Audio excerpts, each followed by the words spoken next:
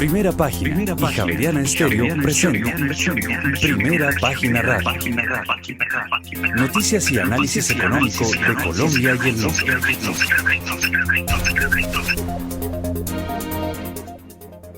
Muchas gracias por la información. Bueno, le cuento que también nos está acompañando Daniel Támara. Hoy estaremos Daniel Támara y yo dirigiendo este programa junto con Héctor Hernández. Y así, bueno, ustedes nos sintonizan a través de los 91.9 Javeriana, a través de javerianaestereo.com y también por las redes sociales de Primera Página Colombia. Y empecemos con los temas internacionales. El primer vicepresidente iraní Mohammad Reza Aref afirmó que los países que atacan a Irán deben prometer no invadir el país y reconocer sus derechos internacionales si desean entablar conversaciones sobre una posible reapertura del estrecho de Hormuz. Aref afirmó que los agresores de Teherán estarán suplicando negociaciones para desbloquear el estrecho, una vía marítima vital frente a la costa sur de Irán, que se encuentra prácticamente bloqueada al tráfico de petroleros, lo que ha disparado los precios del petróleo y ensombrecido las perspectivas de la economía mundial. En una declaración citada por la emisora iraní IRIF, Aref declaró que Estados Unidos debe pronunciar esta frase clave: no invadiremos más Irán y reconocemos todos los derechos internacionales de Irán. Los combates continuaron el lunes en Medio Oriente y, según informes, Irán lanzó proyectiles contra Israel y países del Golfo Pérsico. El conflicto, que ya entra en su segundo mes, se extendió aún más durante el fin de semana al incluir a los hutíes alineados con Irán en Yemen. El ejército israelí informó haber interceptado ataques con drones lanzados desde Yemen, lo que exacerbó aún más los temores sobre el flujo de suministros de petróleo crudo. Los analistas han manifestado especial preocupación por los posibles ataques de los hutíes en el estrecho del Bab el Mandeb, un punto estratégico para el tráfico marítimo que conecta el Mar Rojo con el Golfo de Adén y el Océano Índico. Así las cosas, saludamos a Héctor Hernández, quien ya llegó a la cabina. Héctor, buenos días. ¿Madrugaste? Wow. Sí. 6 y 16. Ahí veo que te mandaron a la guerra de una, ¿no? Sí. Pero preparada. 6 y 17. No, sigamos con Daniel Támara, a ver qué más información nos tiene internacional. Bueno, vámonos con las bolsas asiáticas de una vez. En Primera Página Radio, las bolsas del mundo.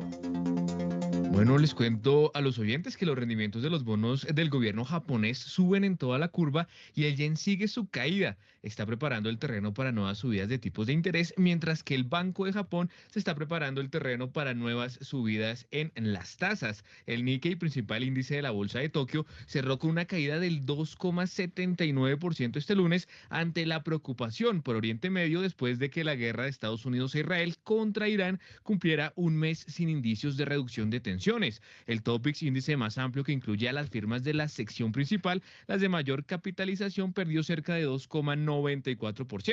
El rendimiento de los bonos del Tesoro subió cerca de 8 puntos básicos hasta un récord de 1,82%, mientras que el rendimiento del bono de referencia a 10 años aumentó 11 puntos básicos hasta 2,38%, su nivel más alto en 2 meses. Los rendimientos se mueven de forma inversa a los precios de los bonos. El Banco de Japón, por su parte, anunció el jueves que su índice de precios al consumidor subyacentes subió cerca de 2,2% en febrero, publicando este indicador por primera vez en lo que los analistas consideran un esfuerzo por demostrar que la inflación es subyacente. El índice de referencia de la bolsa de Shanghái avanzó este lunes un 0,24%, mientras que el parque de Shenzhen perdió 0,25%. El Hang Seng, índice de referencia de la bolsa de Hong Kong, cerró este lunes con pérdidas del 0,81%, siguiendo la tendencia regional ante la incertidumbre que rodea a la guerra en Irán.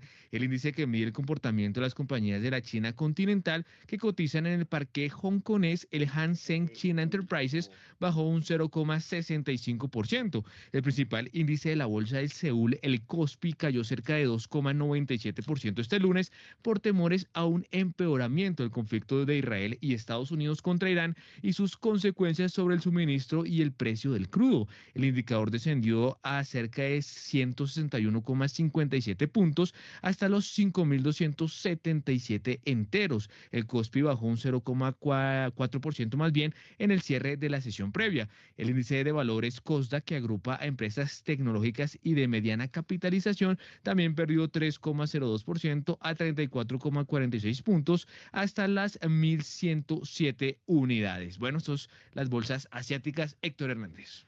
No, son las 6:19, nos vamos con Europa. Bueno, Héctor, yo le cuento que las bolsas occidentales cerraron el viernes, por el Viernes Santo, cerrarán este viernes por el Viernes Santo, y a esta hora las europeas marchan con altibajos en una jornada cargada de tensión, datos claves y un telón de fondo geopolítico que no da tregua. En la agenda macro de hoy tenemos datos de las ventas minoristas de España, el IPC adelantado de Alemania y la confianza del consumidor de la eurozona, mientras Madrid, Londres y París suben un 0,19%, un 0,18% y un 0,01% respectivamente. Frankfurt se deja el 0,14% y Milán el 0,08%. En el europlano, cambiándose a $1,15 el Euro Stoxx 50, en el que cotizan las empresas europeas de mayor capitalización, cae el 0,05%, Héctor. Bueno, son las 6:20. Hoy estamos volando con dos de nuestros grandes reporteros de Primera Página, conduciendo, Laura Gabriel y Daniel Támara. A las 6:21 nos vamos con las bolsas latinoamericanas. Mismamente. Las bolsas latinoamericanas en Primera Página Radio. Bueno, Héctor, oyentes, Laura, les comento que es probable que la guerra en Irán vuelva a dominar el debate durante una semana acortada por festivos en Wall Street. El presidente estadounidense Donald Trump sugiere que ha habido avances en las conversaciones con Teherán, incluso mientras los combates han seguido extendiéndose por Oriente Medio. De esta manera, hay que resaltar que Wall Street cerró este viernes con números rojos y el Dow Jones de Industriales, su principal indicador, entró en territorio de corrección, terminando así una semana marcada de nuevo por la guerra de Estados Unidos e Israel en Irán, luego de la pausa militar anunciada por el presidente Trump hasta el 6 de abril. Como resultado, los barómetros en Wall Street reportaron bajas de 2,15% por el Nasdaq, el Dow Jones restó 1,73%, mientras que el Standard & Poor's 500 con 1,67% a la baja. El índice Merval de la Bolsa de Comercio de Buenos Aires cerró con una subida del 0,88%. El índice Ibovespa de la Bolsa de Sao Paulo cayó 0,64%. El Standard & Poor's IPC de la Bolsa Mexicana de Valores retrocedió 0,56%, mientras que el FTSE recortó 0,59%. El índice MSCI Colcap de la Bolsa de Valores de Colombia retrocedió 0,93%, mientras que el IPSA de la Bolsa de Valores de Santiago avanzó un 0,19%. El principal índice bursátil de la Bolsa de Valores de Lima, el MSCI Nuam Perú General, subió 1,15%. Son las 6:22 de la mañana. Bueno, llegó nuestra analista deportiva. ¿Ah? Acaba de llegar Diana Lucía Nova aquí a cabina, algo nunca visto, ¿no? ¿Conociste los estudios de Javeriana Estéreo? Conoció los estudios de Javeriana ¿Qué tal te Estéreo. parece? Sí. A ver, Empezamos bien hoy, todos contra mí. Empezamos Sí, muy bien. desde muy ayer bien. muy mal. Óigame, hágame un resumen del partido Colombia-Francia, ya que usted es disque futbolera. Preocupante, creo yo. Creo que nos vamos preocupados para el Mundial. Creo que Francia nos hizo ver muy mal. Croacia también, pero Francia con la suplencia además. Creo que lo que deja es que definitivamente no pueden haber jugadores intocables. Estamos en un muy mal momento de James. Y creo que no tenemos delanteros. Pero yo le voy a decir una cosa, James con 10% de capacidad, con pésimo estado físico, pero hace mucho más que jugadores que están supuestamente al 100% y en competición. Por ejemplo, su querido amigo Richard Ríos no veía media, Lerma no veía media. Y la defensa, el compañero de Davinson Sánchez Estamos embolatado, bravos. ¿no? Lucumí muy mal Creo partido que contra arqueros. Croacia. arqueros A Montero todo horribles. lo que le pateaban le entraba, era Pero increíble. eso pasó con Camilo Vargas Y eso pasó también. con Camilo Vargas. O sea, no tenemos No arquero. tenemos arquero, no tenemos Defensa no defensa, no tenemos tenemos. medio campo y no tenemos Muñoz delantero. también. No, sí, o sea, tenemos a Lucho. Creo que es lo único que uno puede rescatar, Luis pero Díaz. está solo. Nunca le llega la pelota, no. Bueno, pero no hizo el resumen periodístico. Entonces, ¿cuál fue el resultado del partido? ¿Dónde fue el partido? Bueno, ¿dónde fue el En partido? En Washington. Washington, en Muy Washington. bien. Bueno, En yo Washington. le ayudo, yo Sí, le voy por ayudando. A ver. 3-1. Perdimos, que creo que el resultado fue cortico para cómo se dio el partido. O sea, nos pudimos haber llevado. Mbappé jugó muy poquito también. Jugó muy Y lo poquito. poquito que jugó se nota la diferencia. Y no estuvo Dembélé, que es Ajá. Balón de Oro actual. Bueno, eso fue el concierto francés y Colombia. No, además un tema de dignidad. Si yo sé que me van a poner la suplencia, yo salgo con la suplencia. Pero uno salir con la titular, además que lo bailen, yo creo que ahí nos faltó un poco de amor propio. Yo no hubiera salido con la titular. Pero es que sabe también que a mí me parece que eso dice mucho que Francia ya haya escogido la suplencia desde antes. O sea, quizá nosotros estamos viendo una selección Colombia mucho mejor de lo que en realidadmente somos, porque esta selección Colombia se queda con lo que hizo en la Copa América, que fue llegar a esa final, y de ahí para acá ya venimos en una debacle que jugamos muy mal. Sí, estamos. Claro que hay que recordar que en el 2000, antes del Mundial del 2018, también hubo un Francia-Colombia y lo ganó Colombia 3-2. Pero Sí. después Francia fue el campeón del mundo. Pero es preferible perder estos amistosos. Laura, he oído muy bueno el análisis de Laura sobre el partido de fútbol. No, Héctor, a mí no me pongo a opinar de eso. Ni idea. Pero cómo corren los jugadores, Uf, de eso sí eso- sabes. Sí, esas piernas. Top 3 de jugadores de la selección. Bueno, 6:26. A las 6:26 nos vamos con los commodities. Los commodities. Los precios de los commodities en Primera Página Radio. Bueno, a esta hora lo que nos reportan acá las cifras es que el petróleo WTI tiene un crecimiento del orden del 0,68%, 1% más o menos, sobre los $100 el barril. De hecho, acaba de caer ahorita un poquito, $99,3 el barril. Y la referencia Brent, que es la, digamos, la de mayor referencia para Colombia, está sobre los $114. Eso es un crecimiento del orden de 1,6% en lo que va de la jornada. Laura, tú tienes más, todavía no tienes más. Bueno, entonces vamos entonces también a revisar cómo se está comportando el oro, que presenta un crecimiento del orden de 1%, se está secando a los $4.539 la onza. También tenemos El gas Laura, más. natural. También tenemos el gas natural con Laura. Que está en $2.92 y está cayendo 3,39%. Y si revisamos el café a esta hora, el café está teniendo una caída de 2,42% a $2.94. Y si revisamos el carbón, está en $123.75 y este está subiendo 3,34%, Héctor. Bueno, aquí nos hace un reporte, que este reporte seguramente nos lo manda Héctor Mario, dice, el oro rumbo a su peor caída mensual desde 2008. El oro sube mientras que la disminución de las expectativas de recorte de tipos limita las ganancias. El oro al contado gana un 0,8% hasta los 4.529. ¿Cómo está ahora en este momento? El oro a 4.537, bueno, se está moviendo, Se subió. 1.538. Tras Sí. haber avanzado más del 1% anteriormente, los futuros del oro en Estados Unidos para entrega en abril suben cerca de 0,8% hasta los 4.558. Bueno, pero el metal durante el mes está cayendo. Ahí debe haber datos. Este dato es del 14%, no sé. 14,89%. Bueno, está En cayendo el mes. 14,89%. Muy bien, son las 6:28. Vamos a entrar al paquetaco minero energético, ya que estamos muy energéticos, ¿no? Y hubo asamblea de Ecopetrol, además. Hubo asamblea de Ecopetrol, ahí hay por eso a alguien traté de localizar ayer y no pude localizar, pero más adelante trataremos el tema. A ver, ¿qué pasó en la asamblea de Ecopetrol. ¿Cómo pinta todo? Hoy debe haber junta. Así es, Héctor. Bueno, el viernes fue la asamblea de Ecopetrol, estuvo bastante abucheado Ricardo Roa. Siempre que hablaba, lo abucheaban y gritaban que fuera, que era un corrupto.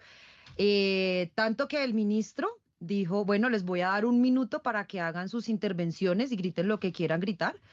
Y ya después vamos a continuar con la asamblea, pues para no tener tanta interrupción, pues la gente hizo caso, en ese minuto gritó, abucheó a Ricardo Roa, y igual cada vez cuando él empezó a presentar los resultados financieros de ¿Nosotros Ecopetrol, tenemos audios o no?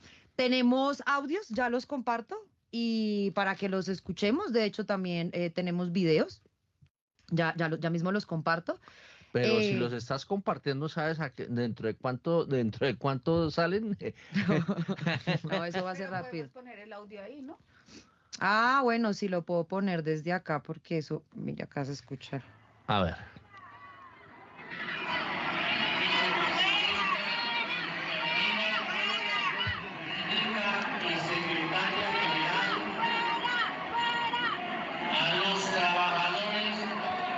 ¿Hay quién es el que está hablando? El ministro de Hacienda.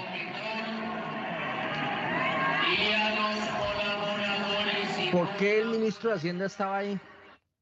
Porque el Ministerio de Hacienda es el mayor accionista de Ecopetrol y posee el 5%. 88,5% de las acciones de Ecopetrol. Es el accionista mayoritario, Héctor.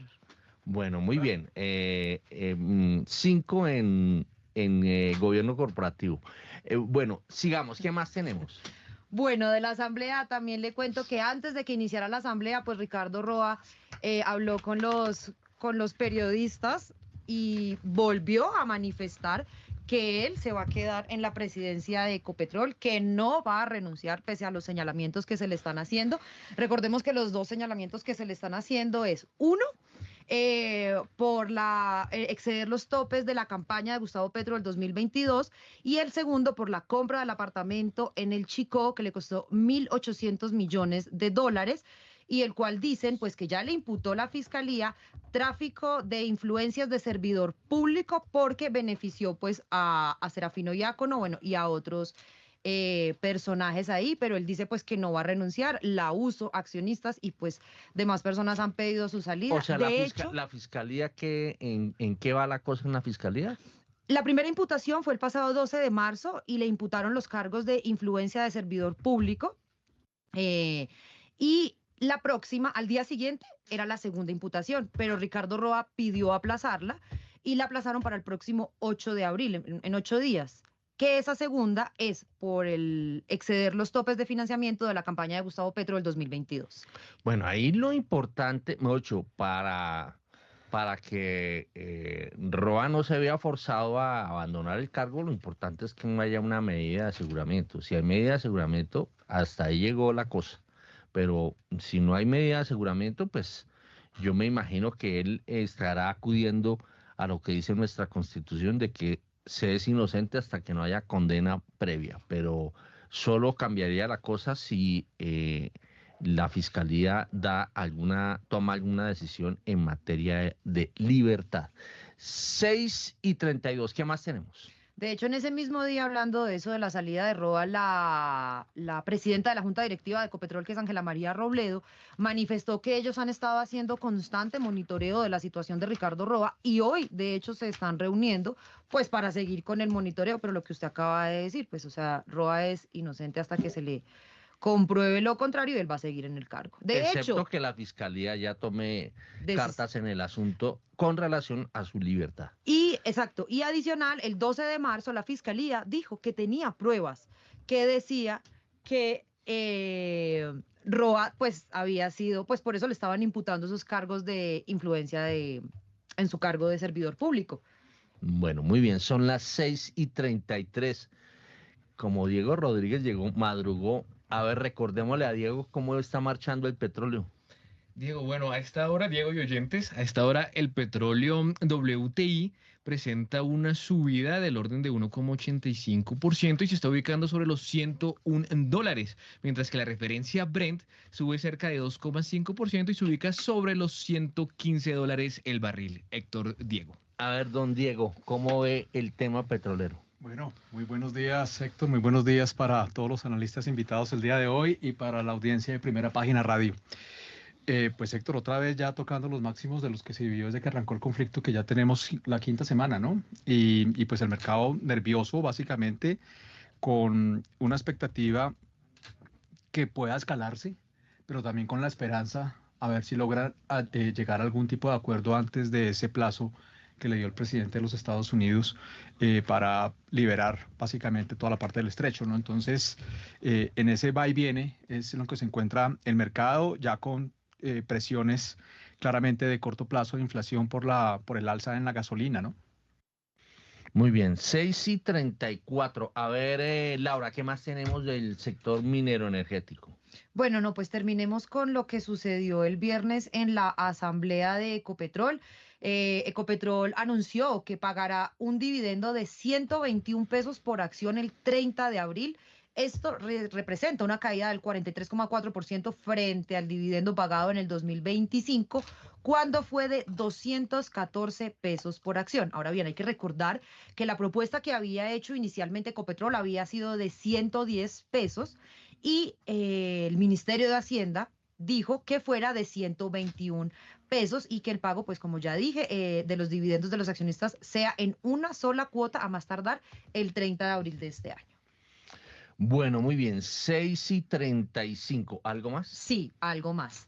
En esta misma asamblea, los accionistas de Ecopetrol aprobaron la fusión por absorción de Parque Solar Portón del Sol.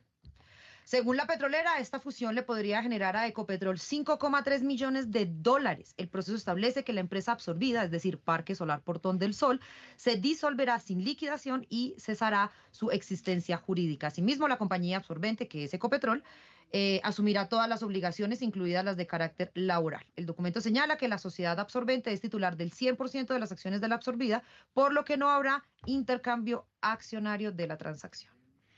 Muy bien, 6:36. Y ahora sí. No, ni de carbón, de minas, de orito, Bueno, nada. pues también tengo otra de Greenergy, que de hecho Primera Página fue el que reveló esta primicia, que es a la que Ecopetrol le comprará 7 plantas solares. Salió a colocar bonos verdes por 170 millones. ¿Cómo se llama la compañía? Greenergy. Greenergy. Muy bien, Greenergy. Bueno, Greenergy. muy bien. Greenergy. Es británico. Muy bien, Con ¿y ese qué inglés más? fluido. Así. ¿Y qué más hay? No, ya con eso sí finalizo el paquetaco minero energético por ahora. Bueno, son las 6:37 a.m. ¿Tenemos referencias o no? Referencia de la jornada, claro que sí. Vámonos con las referencias.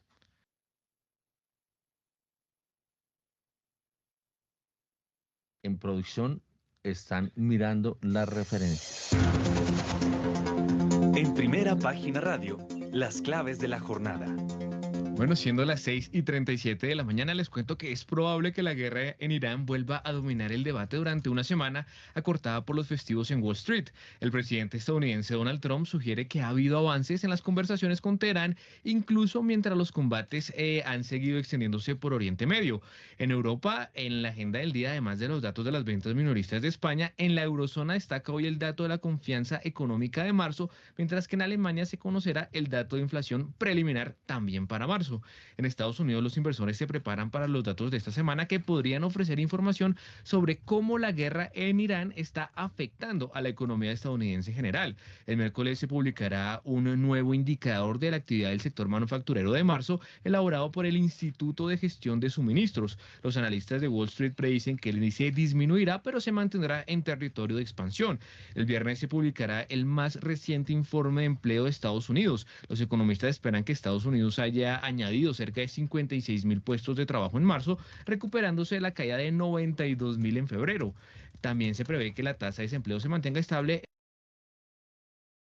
En Colombia, hoy se conocerá la tasa de desempleo correspondiente al mes de febrero y mañana hay decisión de la Junta Directiva del Banco de la República sobre las tasas de interés. Bueno, estamos todos de plácemes porque a nosotros nos va a gastar el desayuno Diego Rodríguez. Bueno, muy bien, Muchas 6 y gracias. 30. Muchas gracias, Diego. Sí, gracias. Alivia esta mañana tan fría. Sí, No hemos visto la mano al director, ¿no? Pero no, bueno. ni se verá. Sí, no, a nosotros nos ha tocado siempre al Sí, director sí, así sí. el desayuno. Muy bien. Voy tomando atenta nota. 6 y 39. A ver, esta semana es una semana súper cortica. Sí. Bueno, no sé en los mercados si hay algunos que operen el jueves o no. Usted cuando estaba en una mesa de dinero, ¿cómo tomaba la Semana Santa? No, la Semana Santa, Héctor, normalmente tiene cierta tranquilidad casi que a nivel global porque pues es varias economías, incluso los de Estados Unidos, no es que tenga el festivo específico, pero sí, como el de nosotros, que son esos 2 días claros, pero la actividad sí tiende a bajar, Héctor. Digamos que la gente sí toma algo de descanso, de un fin de semana largo, por lo menos. Ujú. ¿Y usted qué expectativas tiene para esta semana? Héctor, de todas maneras hay datos de empleo en los Estados Unidos. Yo creo que sin lugar a dudas el mercado está muy, muy pendiente de lo que pueda, de la evolución de la guerra, ¿no? Creo que ese es el driver en este momento. El mercado está apostado a que la guerra se va a acabar rápido. Y entonces cada día que se alargue, pues es un día cada vez más peligroso, sobre todo en una situación en la que hoy en día el mercado lo sostiene, el mercado americano de acciones, lo sostiene principalmente el mundo de inversionistas retail, que lo hemos dicho acá, que son cuentas por debajo de $500,000, ¿sí? Hay millones en el mundo y entran millones en el mundo, porque la forma como el mercado americano hoy en día se está moviendo y a través de la digitalización, a través de los celulares, pues muchas personas del mundo entran realmente fácil y pues pueden invertir aparte de eso en derivados, comprando y vendiendo opciones con niveles de apalancamiento muy grandes. Entonces, usted cree que es momento de compra porque la guerra se va a acabar, tiene $2,000 en su cuenta o $5,000 en su cuenta, coge $5,000, compra un call del S&P y hace una inversión automática de $50,000. Y así hay millones de personas en el mundo. Entonces eso empieza a medio sostener el mercado, pero si la guerra no logra finalizarse rápidamente, pues empiezan a haber presiones, ya los indicadores han caído cerca del 10%. Yo creería que en condiciones normales, si no tuviéramos ese ejército de retail, muy seguramente hace rato el mercado hubiese caído de una manera importante, pero hoy en día lo está sosteniendo. Entonces, vamos a ver que sigue evolucionando eso, Héctor, y pues hay que estar bastante pendiente porque pues aunque el mercado ha caído algo, pues sí viene de un alza muy fuerte, la última desde abril del año pasado, ¿no? Entonces, hay que estar con mucho cuidado porque pues si cae la bolsa americana mucho más duro, pues seguramente va a golpear el resto del mundo, ¿no? Yo tengo una pregunta. Bueno, ahí. a ver, En general, el mercado, ¿qué tantas habla esperanzas? Diana Lucía Nova. En general, el mercado, ¿qué tantas esperanzas tiene de que la guerra acabe pronto? Muchas. El mercado está apostado a que la guerra se va a acabar rápido porque precisamente este tipo de trading de mercado retail en su gran mayoría son traders intradía. Que eso, Héctor, también hay una historia bien interesante porque el mercado de empleo está cambiando mucho también en los Estados Unidos. Hay una forma de leerlo, creo que va a tocar leerlo de una manera diferente, porque ya no es el empleo como lo mirábamos antes, porque el empleo ya no necesariamente es el empleo grande industrial, sino todo esto que tiene que ver con la economía geek. Pero bueno, perdón, me desvié ahí un poquito. Pero con base en esto, pues este mercado viene acostumbrado a que el mercado en las caídas hay que comprarlas porque rebota rápido y fácil.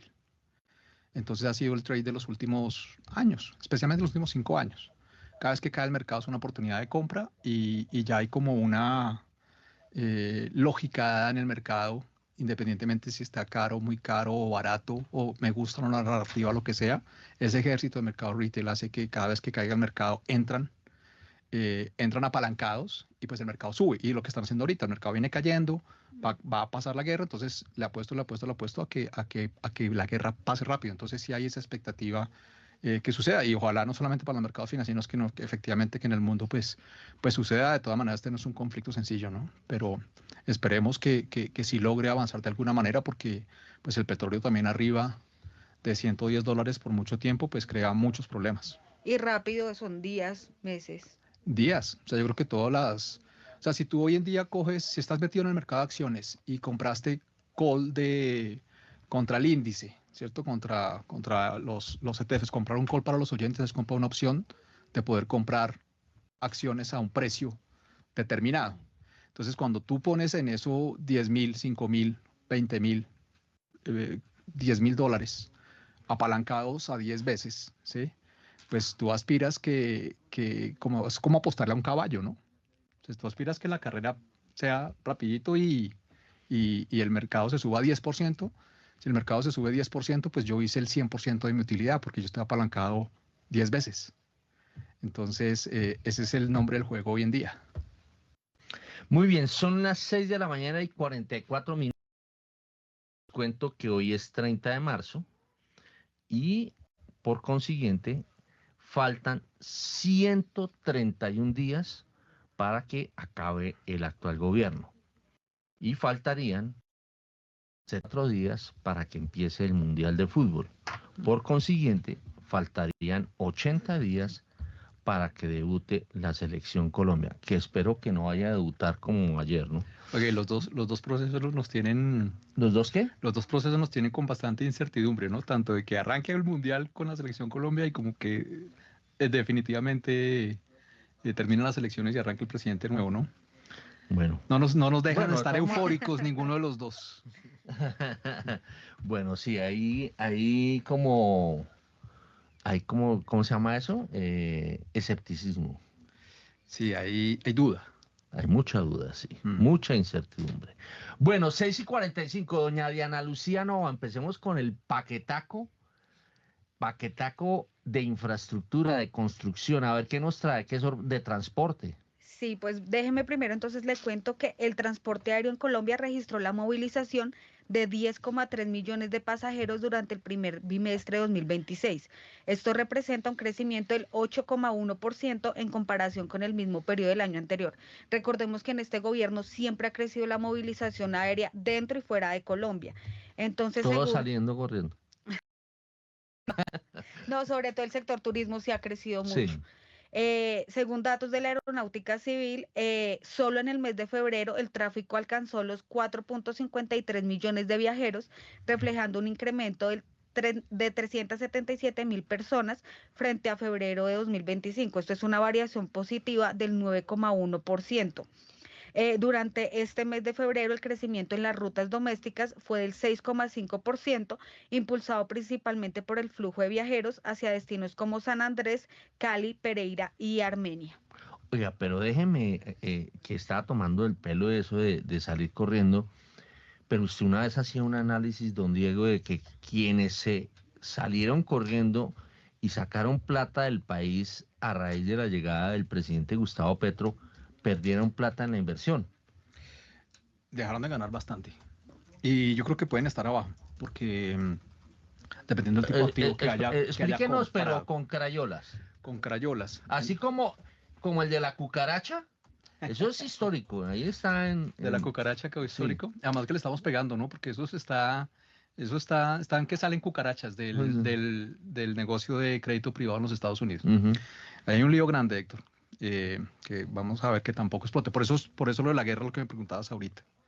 Ahí el escenario está muy tenso, ojalá esa guerra se acabe rápido. No solamente por el tema de la paz global, sino que también el mercado va a tranquilizar. Entonces, para contextualizar un poco, cuando llegó el presidente Gustavo Petro, pues no se esperaban esos vientos internacionales que le pegaron, fueron vientos de cola para este gobierno que le permitió, por ejemplo, el dólar que no se despiporrara y que inclusive en algunos momentos los papeles de renta fija tuvieron buenos precios. ¿Qué fue lo que pasó? Pues sí, Héctor, básicamente es que el precio del dólar en Colombia, tenemos un sesgo muy grande a tratar de mirar que se va a mover por lo que está pasando internamente. Y eso es un error, porque el precio del dólar en Colombia se mueve mayoritariamente, como el de la mayoría de países del mundo, de su moneda local, se mueve principalmente por lo que sucede en el dólar en el mundo. Ese es el eje básico. Entonces, las fuerzas siempre van a equilibrar a que si el dólar en el mundo se está fortaleciendo, muy probablemente la moneda local va a tener devaluación. Si el dólar en el mundo se está debilitando, hay una probabilidad muy importante que la moneda local se fortalezca, que fue lo que nos sucedió. Entonces estábamos viviendo después del 2022 un proceso inicial de debilitamiento del dólar y de un inicio de tratar de calmar una exuberancia americana que viene muy fuerte de los últimos 15 años.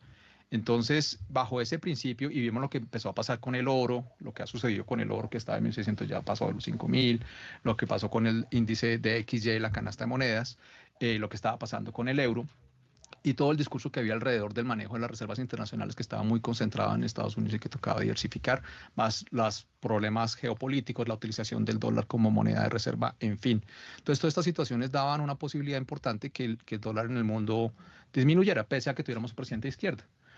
Otro ejemplo que se ve ahí claramente, cuando tuvimos presidentes de derecha, entre comillas derecha, porque va uno a ver en el tiempo y parece que no eran de muy derecha, el segundo mandato de presidente Santos y el mandato de Iván Duque, ¿cierto? El presidente que a usted le gusta más.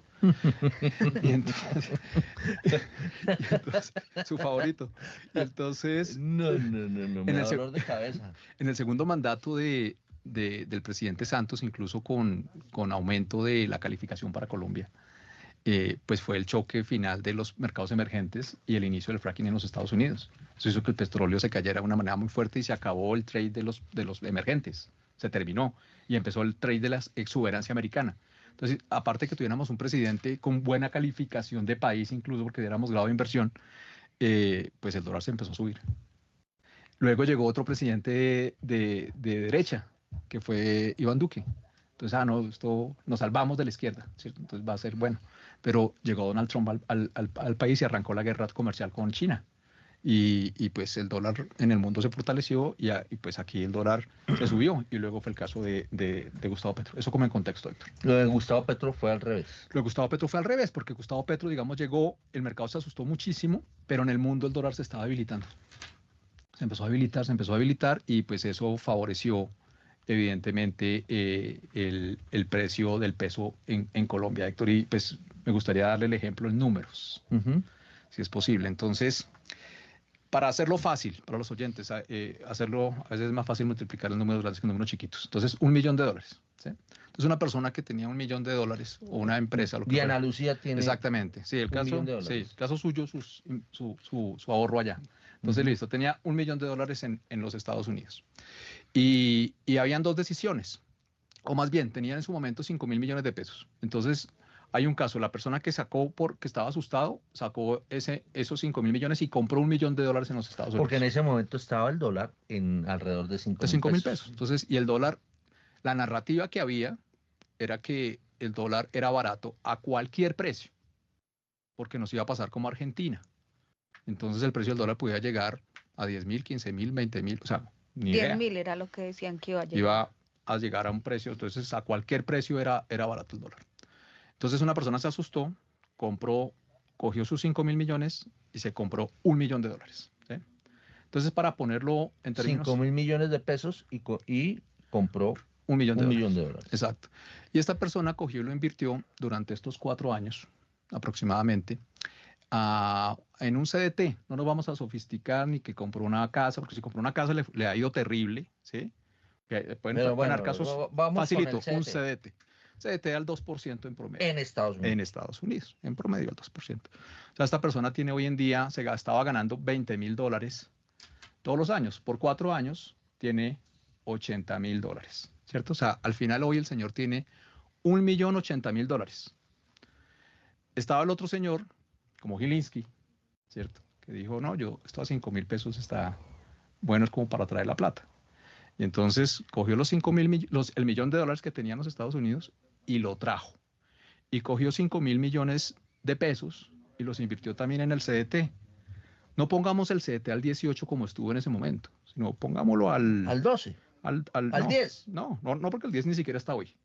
Pongámoslo al 14, ¿cierto? Entonces, entonces son 5.000 millones por 1.14, por 1.14, por 1.14, por 1.14, por los 4 añitos. El señor tiene hoy 8.444 millones de pesos. Divídelo por la tasa de cambio. Y el tipo de cambio está en 3.700. 3.700. Este señor tiene 2.282.000 dólares. No es que uno tenga o no que tener dólares. Hubiera doblado la inversión. Claro, entonces vean la diferencia. Uno, digamos, para consejo de pronto de finanzas personales, no es que usted tenga o no que tener dólares. Ojalá siempre que tenga, a veces muchos, a veces menos.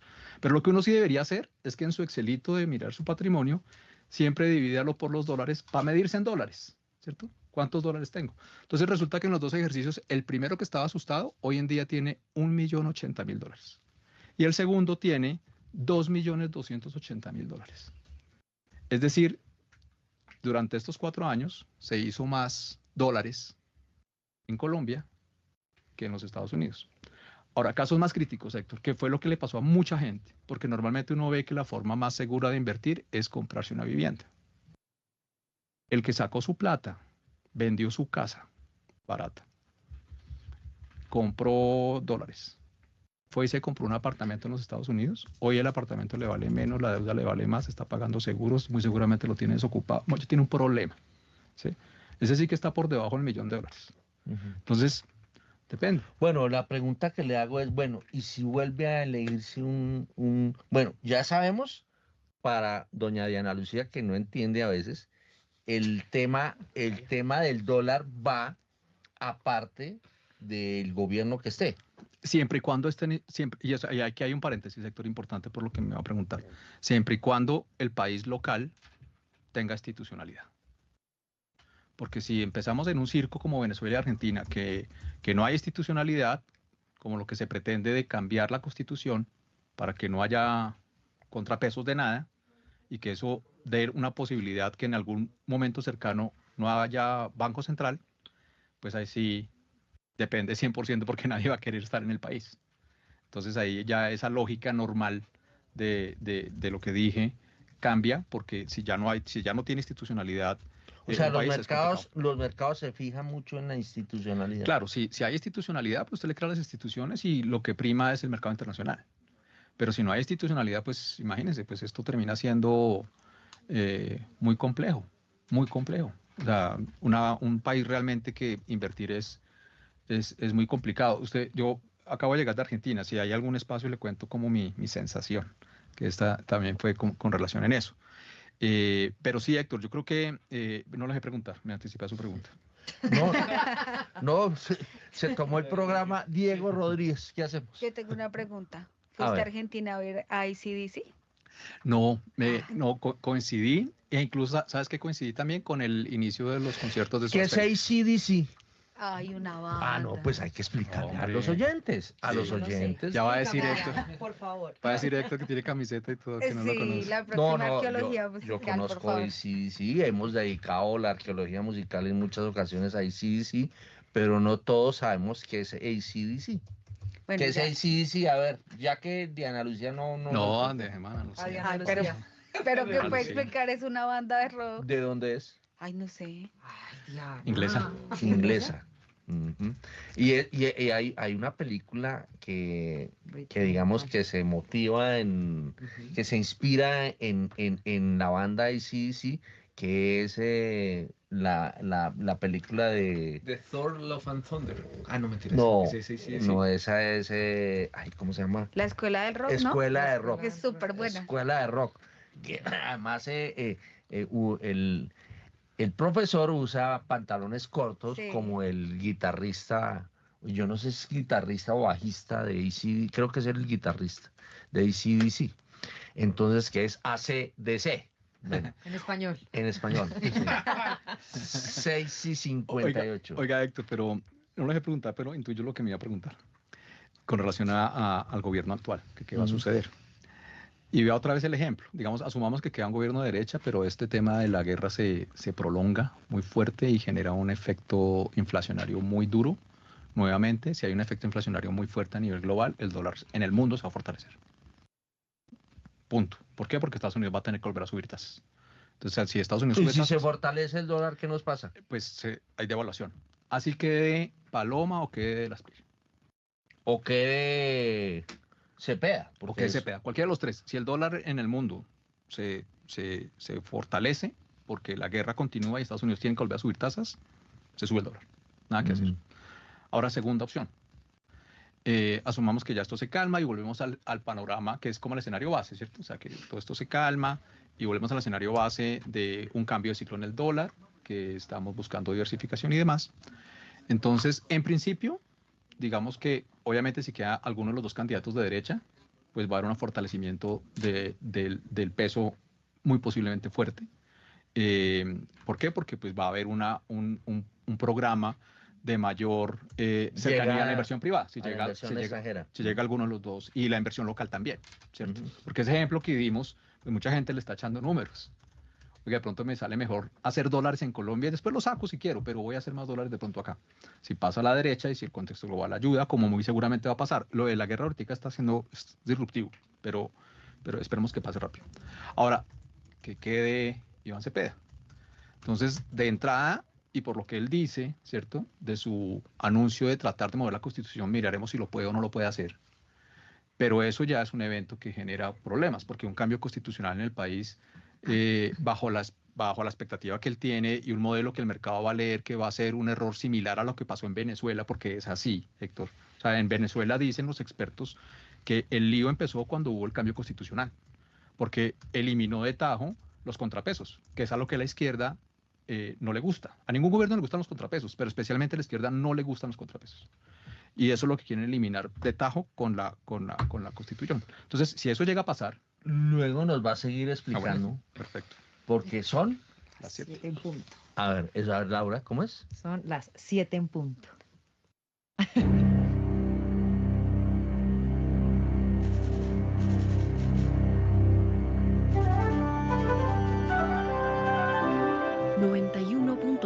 Javeriana Estéreo, Bogotá.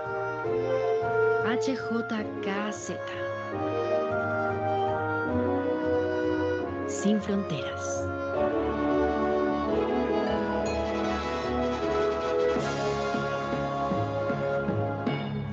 Son las 7 de la mañana y 11 minutos.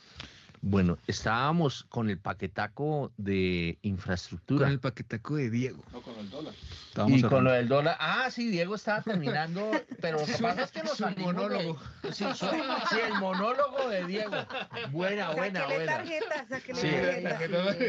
pregunta. Pero es que usted hace unas explicaciones. Pregunta y recontrapregunta. Pero usted le pide que dé una buena explicación. Yo parto y me pregunta. Yo voy a valerme de una, como hacen los juristas, ¿no? Que ahí fijan o señalan una jurisprudencia. La mejor respuesta que han podido dar acá en este programa fue la explicación del repo. ¿Sí la vio, no? La explicación que dio Mauricio Guzmán. Se demoró, creo que 25 segundos. Pues y explicó un repo y usted se va. Y entonces Adán y Eva, y bueno. Entonces, bueno, termine, pero tiene 15 segundos.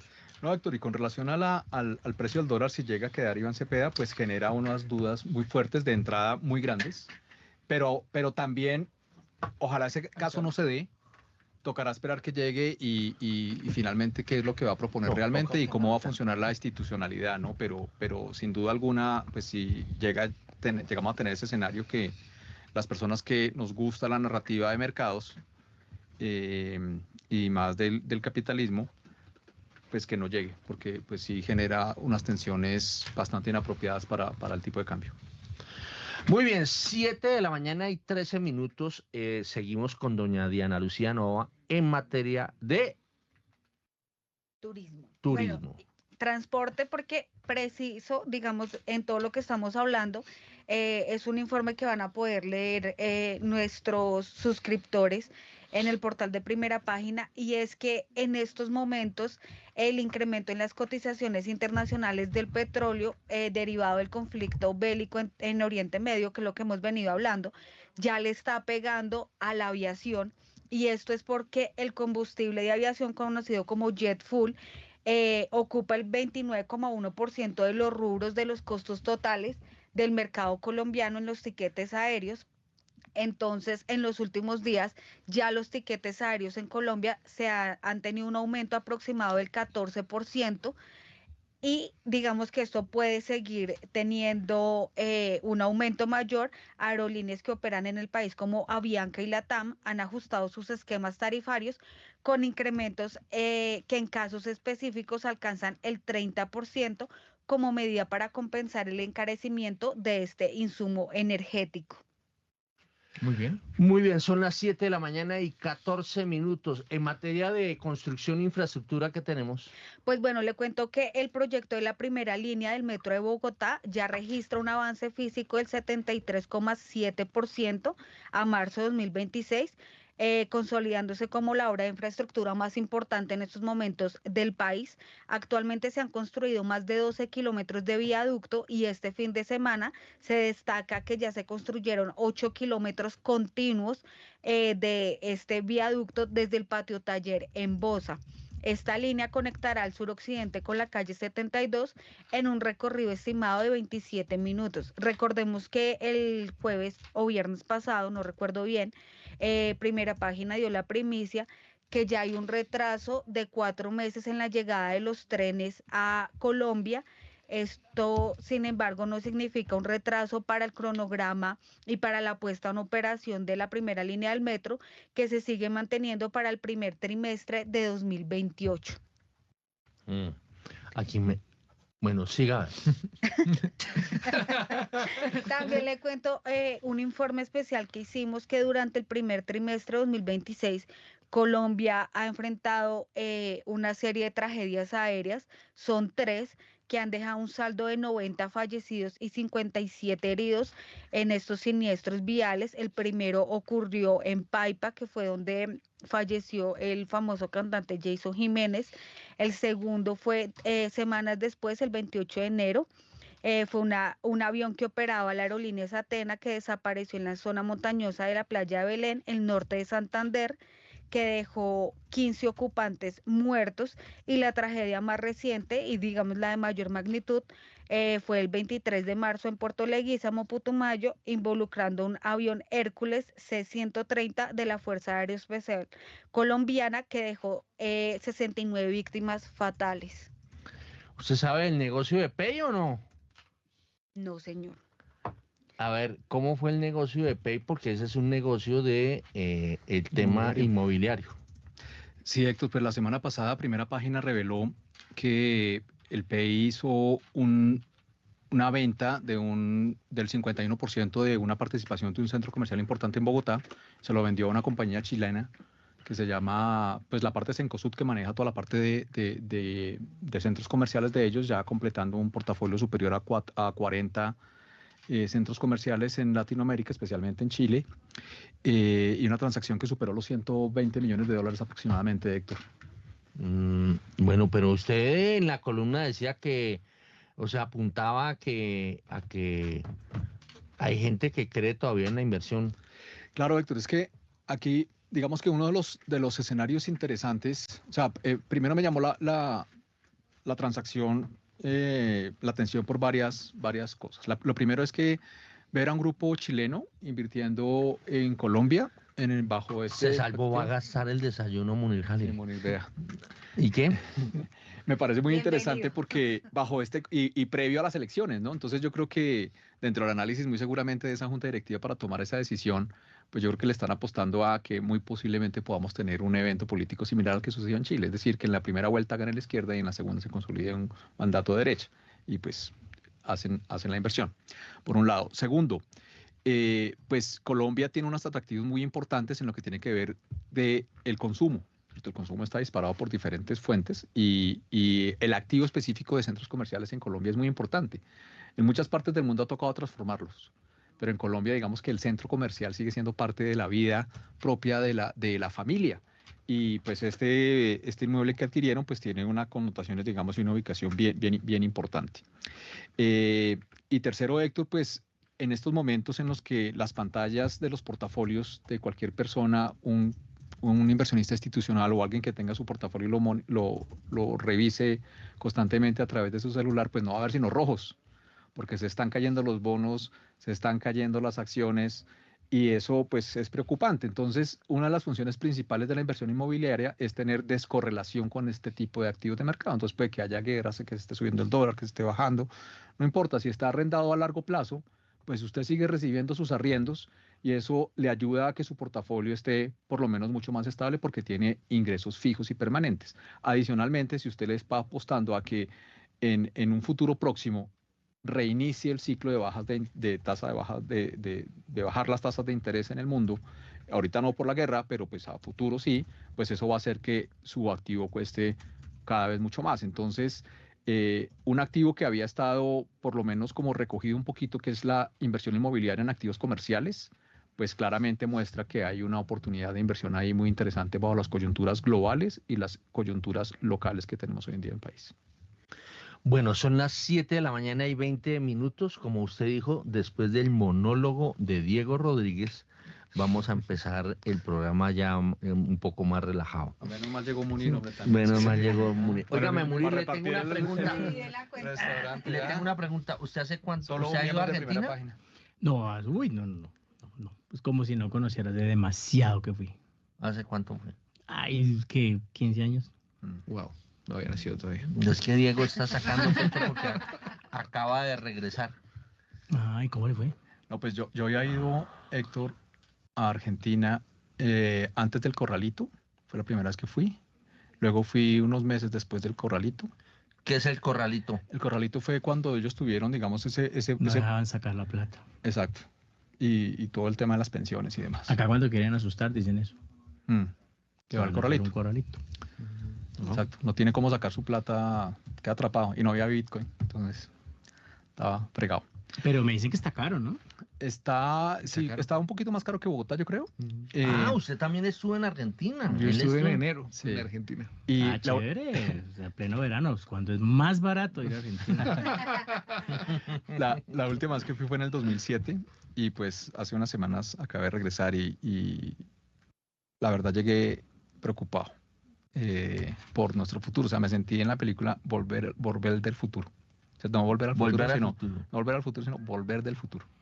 ¿Por qué? Porque me sentí lastimosamente durante esa etapa que Estados Unidos, que Argentina se quedó pegado en el año 2000. Obviamente por todo este traspasar mayoritariamente de izquierda, pero sí ve uno que es que estamos hablando de casi 30 años, Héctor.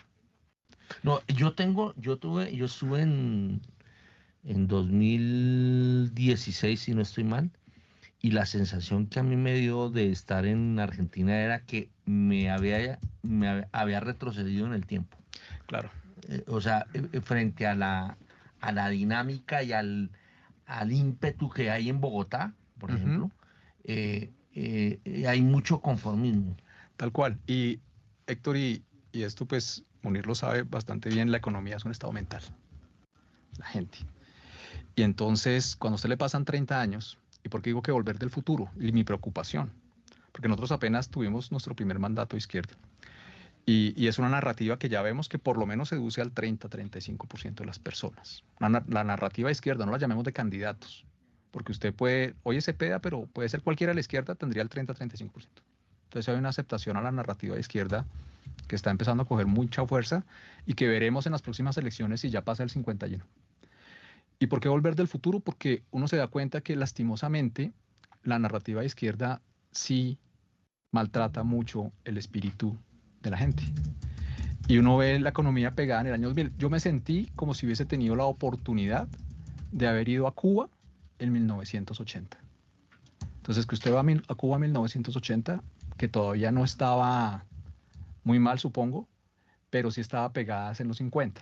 Los carros, los edificios, ¿sí? La gente empezando a entrar con un shock de conformidad con relación a seguir con un discurso. Sí, es que se mata la semilla del espíritu. Del emprendimiento y del sueño. Y lo que me aterra mucho, Héctor, es que cuando usted habla con la gente, obviamente la muestra de uno es pequeña.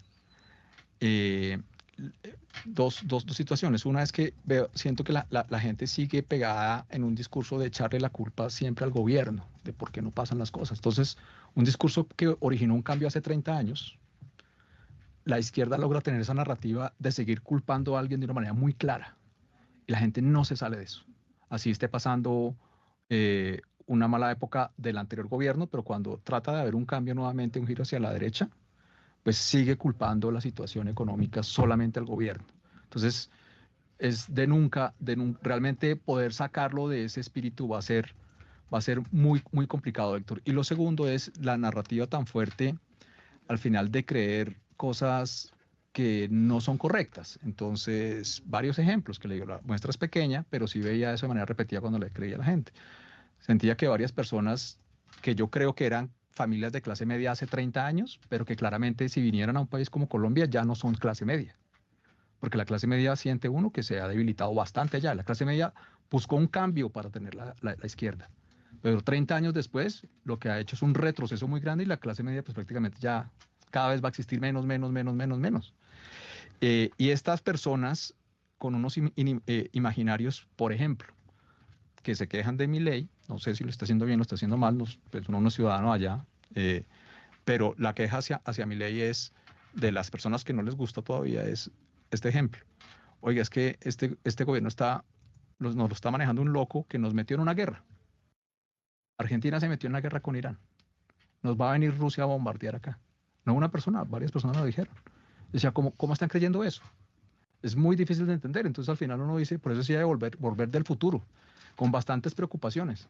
Porque si el país logra pasar ese umbral de una aceptación de una narrativa de izquierda superior del 35%, una narrativa que suena bonita en ciertas cosas. 7.25. Pero que realmente es muy complejo volver, Héctor. Es muy complejo volver. Cuando una vez ya llega allá, es muy complejo regresar. O sea, que el miedo ya no es volvernos como Venezuela, sino volvernos como Argentina. No, es que todo, o sea, si esa narrativa sigue, es muy difícil regresar, porque yo pongo un ejemplo y fue la preocupación que quedé, Héctor, y perdón, me extendí en el monólogo. Es que tercer monólogo de yo creo que Estados Unidos libera a Maduro, Héctor, y vuelven a haber elecciones en Venezuela, y Maduro se lanza, Maduro no saca cero votos, Maduro saca votos y pelea a ser presidente. La narrativa está metida en los huesos. Y eso es muy complejo de pelear. Y ya cuando pasan, bueno, es que 30 años es una generación. Son muchachos que ya tienen, o no muchachos, no, son personas que ya tienen 40 años, que vieron a su papá hacer su familia de una manera diferente, bajo un modelo socialista. Pero Diego. Entonces es muy complejo. A ver, don Munir Jalil. La pregunta. A ver si rompemos ese monólogo. Voy a sonar abogado del diablo aquí, pero es que la pregunta es, ¿qué nos lleva a eso? Y eso yo creo que es parte del problema también. Cuando uno tiene a quien culpar, es porque han habido cosas que se han hecho mal. Y yo creo que ese es lo primero que se tiene que entender en todos estos países, porque esta historia no es una historia de un solo país. Es global. Eso que estás contando, y sobre todo en Latinoamérica, eso que estás contando, pues más recientemente en Venezuela, en Argentina, en Ecuador, en Bolivia, o sea, hemos visto en todas partes ese tipo de, como lo llamas vos, narrativas, pero al final de cuentas, aquí el problema es que hay como cierto descontento, y descontento del cual se han aprovechado para polarizar. Que vos ves, yo hoy en día de las encuestas lo que más me interesa, más allá de los resultados de la encuesta en sí, es esa pregunta en donde le dicen a la gente, ¿usted de qué afiliación política se siente? Y como bien lo decís vos, encontrás que más o menos depende de la encuesta, un 34, 35% se declaran como gente de izquierda. Un 30% se declaran de derecha. Y el resto es el resto. No saben o no se dividen, y un poquito son de centro, no todo el resto son de centro, que esa es otra cosa súper importante. Entonces uno dice, estamos entre dos extremos, en donde la pelea de ellos es estarse agarrando, y en teoría eso es lo que le gusta a la gente, el circo de ponerse a arrancarse eso, en vez de darnos soluciones, en vez de decirnos, mire, esta es mi propuesta, en vez de decirnos, esto es lo que esperamos del país. Mira lo que acaba de pasar el fin de semana. ¿Cuántas propuestas escuchamos? Y lo que estuvimos fue una pelea, que porque el uno estuvo en Medellín y el otro dijo quién sabe qué. O sea, aquí de verdad estamos dando pan y circo. Y no tenemos propuestas. No hemos visto una sola propuesta económica de los candidatos grandes, de los que tienen opciones, diciéndonos, mire, esto es lo que yo voy a hacer. La economía además está en la última prioridad. Última, o sea, es lo que menos le importa a la gente. Todo el mundo lo que está buscando es, primero, que seguridad, segundo, que entonces, bueno, tercero, el tema de corrupción y segundo, el tema de salud. Economía, como si estuviéramos súper bien. No hay conciencia de la bomba fiscal en la que estamos, que necesita, independientemente de que sea derecha, izquierda, esto necesita que le metamos mano, por el bien del que sea, porque es que si no, esto se va a dañar y se va a dañar feo. Y ahí sí, yo terminé, tuve una ronda la semana antepasada, bueno, cuando me conecté de Londres, ¿se acuerda? Sí. Precisamente hoy hace 15, yo comenzaba la ronda. Y yo en esa ronda, visitando clientes en Londres, estaba acompañado de los argentinos, con mis argentinos. Y yo tengo que decirle, yo llevo, no voy a decir cuántos, pero digamos este siglo haciendo este trabajo. Entonces, lo cierto es que, y me ha tocado he cubierto desde Venezuela hasta abajo, hasta Chile. Y nunca me había sentido, o sea, entendiendo que está con los argentinos y están viendo mal, pero nunca me había sentido como que, oiga, no, nosotros no podemos estar tan mal de tener que estarnos vendiendo con los argentinos, o sea, los argentinos que son en una calificación C, queriendo ellos pasarse de C a B a una sola B. Y nosotros que en los ojos de las agencias calificadoras somos Ws, es que vendiéndonos porque si seguimos como vamos derechito a ser B, o sea, Argentina mejorando de mal para mejor y nosotros empeorando, pues no puede ser. Y escucha uno entonces comentarios y entonces uno va conversando y ve uno el daño de verdad que se le podría estar dando a la institucionalidad económica por no respetar la independencia, las mismas cortes por no estar respetando la independencia. Y yo creo que eso es lo que vos querés decir, Diego, es ese daño en donde de a poquitos la gente no entiende que se va deteriorando la institucionalidad de un país y el equilibrio de poderes.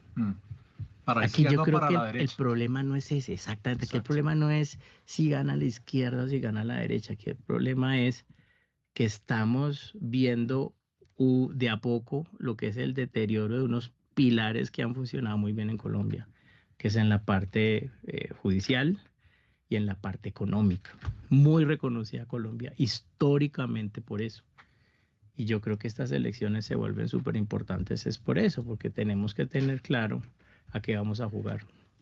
Y morir y yo. No, ya no más. No. Empecemos el programa. Sí, porque no si hemos no, podido empezar. Dejémoslo para el desayuno. Don Diego se me está alargando. No, hay un tema que es el de el famoso libre desarrollo de la personalidad, que tanto se habla. Entre ellos está el libre desarrollo empresarial. Yo creo que ese es el que se está afectando porque Colombia, a diferencia de Venezuela, siempre nos diferenciamos de que nos tocó rebuscarnos. Exacto. Y allá iba yo. Yo creo que hay países, y en eso somos muy parecidos, por ejemplo, a Perú, que Perú y nosotros tenemos un nivel de informalidad enorme. Y cuando uno habla con la gente en Perú, uno nota eso mismo. Uno dice, mire, es que aquí si yo no me rebusco, yo no como. La informalidad lleva a eso, a que todos seamos emprendedores de alguna manera. Entonces todos tenemos que estar en esa historia del rebusque. Pero vuelvo al punto, aquí tenemos que ir como a la esencia de qué es lo que está generando y tal vez lo que más me sorprende a mí, porque otra vez este no es un punto de derechas o izquierdas, o de pronto es un problema de percepción, o de pronto es que estamos en una torre de marfil. Yo me hago por estos días muchas preguntas, porque yo creo que podemos hacer aquí una evaluación en el plano económico, pues que es de lo que yo sé, yo no me puedo hacer en otros planos, y ya estamos cerca de empezar esas evaluaciones de cómo estuvo estos 4 años de este gobierno. Yo le puedo decir que llevamos 8 años bastante flojos, 8, no 4, que para que me entiendan que esto no es de derechas o de izquierdas.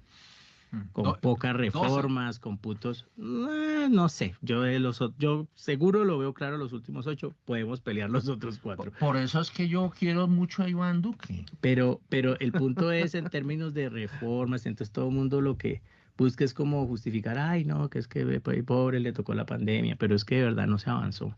Y claro, hubo mucho miedo en su momento de las protestas del 2021, de alguna manera atizadas por lo que es el hoy gobierno. Y eso generó mucho miedo y claro, de pronto uno comía, cuando uno ya está, se pone uno en los zapatos, cuando uno ve un país alborotado, de pronto la reacción podría haber sido la misma. Yo no quiero ahí entrar en ese punto, pero no se avanzó en las reformas que urgentemente necesita el país. Y acá se avanzaron en unas reformas en estos 4 años, pero eran reformas, uno como que no pedías, porque cuando recién comenzó esto, lo primero que se hizo fue la reforma a la salud, fue lo primero que se arrancó.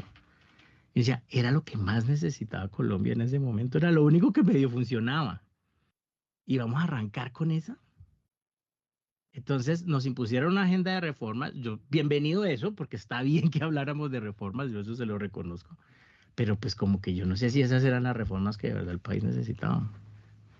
Y entonces estamos terminando estos 4 años, entonces la pregunta es, ¿qué estoy yo viendo mal? ¿O cuál es esa percepción que hace que al final de cuentas efectivamente veamos los resultados de las encuestas que estamos viendo? Y es un candidato de izquierda que se mantiene fuerte y que viene inclusive ganando hasta 4 puntos porcentuales de hace cuánto, desde hace unas cuantas Pero semanas ¿por qué atrás. las personas de a pie tienen ¿Qué es lo que ellos ven? una lectura? ¿Cómo es el país que les está llegando a ellos? ¿Cuál es la ayuda que les está llegando? Como te digo, de pronto el punto, Héctor, es que no estamos viendo con los lentes que no son, porque hay algo ahí raro. Yo creo que si la gente estuviera de verdad con quejas, por ejemplo, hablamos del tema de salud, y yo creo que muchas de estas personas que están votando son conscientes de que hay un problema de salud, de que no están llegando De las que se drogas, agravó el problema y de salud. y que se complicó mucho. Y aún así vamos a votar por la continuidad de eso. Yo no lo entiendo. Esa parte yo no la entiendo. Ahora, eso no significa que automáticamente pues hay que votar por... No, la gente es libre pues, de votar por lo que quiera. Esto sí es, yo como lo decía Héctor, esto es libertad aquí ante toda decisión. Pero hay cosas que de verdad yo no entiendo. ¿Cuál es el patrón? ¿Cuál es la racionalidad de las personas? Sería muy chévere estudiar eso. Y no vemos a nadie ni siquiera interesado en estudiar eso. Sí. Tratando de entender qué es lo que está pasando. Porque no puede ser que 35% de 52 millones de colombianos, que eso si usted lo hace en la cuenta, son apenas 15 millones de personas. O sea, eso es mucha gente. Se sienta bien. Entonces, ¿por qué se están sintiendo cómodos eligiendo de alguna manera a este gobierno a través de la figura de lo de ahora? Cuando uno ve el gobierno, y precisamente una de las cosas que pasó, y que yo, por ejemplo, lo entiendo perfectamente, es porque hubo cambio en las elecciones anteriores, porque se supone que venía una percepción de mal gobierno, se le castigó y entonces ganó el otro. Pero acá hay una percepción de continuidad. Yo, como digo, yo creo que vivimos en una torre de marfil porque yo no puedo entender eso. A mí se me hace que el país, la única prueba reciente de hacer sentir a las personas responsables de sí mismas fue Mocus. Mocus fue el que nos enseñó de que, ahora es cierto, uno no le puede echar en esa época uno no le podía echar la culpa al gobierno. Y cultura ciudadana que nos enseñó. Entonces nos enseñó de que todo dependía de nosotros mismos. Nos falta eso. Y eso con los nuevos modelos, como se está planteando, estamos olvidándonos de que nosotros somos los responsables de nosotros mismos. Pero eso es un modelo que cree la narrativa de que le gusta el capitalismo y el derecho, el de socialismo no cree eso, Héctor. No sé, pero Mocus venía de la Universidad Nacional. Y la cultura, es que miren nomás algo tan bobo como en esa época de Mocus. ¿Quién se volaba un pasaje de Transmilenio? Y hoy en día es al revés. ¿Quién paga un pasaje? Porque todo el mundo se lo vuela. Es que ese es otro punto. Porque entonces, ¿qué nos está pasando? O sea, ¿de dónde acá una prestación de un servicio tiene que ser gratis? Pero Munir... O sea, ¿qué nos cambió? ¿En qué momento el chip se cambió? Para decir que además es un derecho. No, es que yo tengo derecho a subirme al Transmilenio y no pagar. La narrativa es tan potente en cualquiera de los dos lados, que aparte de eso, en los países latinoamericanos, se combina con una aceptación muy fuerte de la corrupción que apoya esa narrativa. Es decir, si a mí me gusta la derecha y los de la derecha llegan y son muy corruptos, como siempre pasa, pues como que la gente dice, bueno, por lo menos hacen, pero está aceptada la corrupción. Y los de izquierda, por lo menos me dan. No importa que se roben todo también. Y al final, tanto el de derecha como el de izquierda llega y roba y no ejecutan. Entonces, hay un problema de los líderes políticos muy fuerte. Por de eso, izquierda o de derecha. Volvemos a todo depende de nosotros. O sea, hay que recoger eso que nos inculcó Mocus. Los políticos de derecha y de Que izquierda son son- muy malos. que Pero son- es que que- Mocos no era un político, ¿no? Era outsider. Bueno, por eso, no importa. Pero eso lo dejamos escapar. Que es, nosotros mismos somos los encargados de transformar. Usted manejando se da cuenta. Usted ve personas que usted sabe que si se manda, aunque tenga el semáforo en verde, y hay trancón más adelantico, si usted se manda va a armar trancón. Igual se mandan. Y igual se manda, ¿no? Entonces ahí es cuando uno empieza a darse cuenta de ese deseo de yo primero, yo segundo, yo tercero, yo cuarto, yo quinto, yo, y si me queda algo, yo. Esa es la narrativa que hay hoy en día. Bueno, 7:39. Después del editorial. Después de los larguísimos editoriales. Préstame la tarjeta que les voy a sacar a los tres. Nos vamos. Laura está que se habla y... No, Laura no, porque creo que sí, ¿tiene chiva? No. Todavía no, todavía sí, Bueno.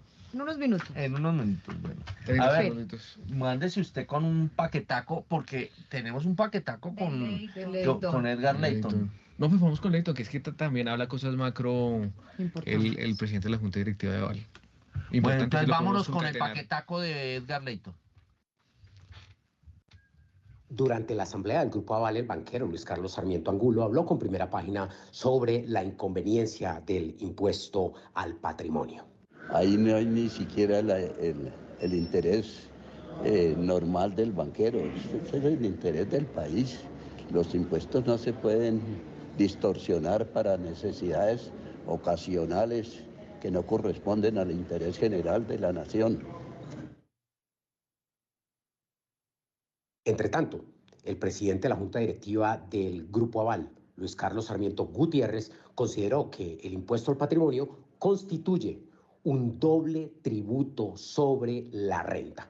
Estoy absolutamente seguro que cualquier impuesto al patrimonio es un impuesto a la inversión, porque al final del día es un doble impuesto a la renta, porque si se ponen a pensar, cuando hay utilidades antes de impuestos, se pagan impuestos sobre esas utilidades.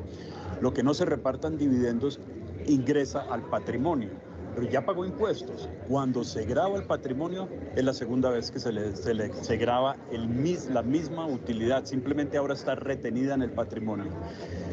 Yo creo que eso es un problema enorme porque además, si se ponen a pensar, hay empresas que están dando apenas utilidades marginales, que no tienen el flujo de caja, y este impuesto no pueden pagarlo con el flujo que esté dando la empresa misma, razón por la cual lo más seguro les toque salir a tomar préstamos que no rinden al final del día, porque son préstamos que cuestan, agravan la situación de la compañía y simplemente se entregan como impuestos que no terminan ayudando al sistema.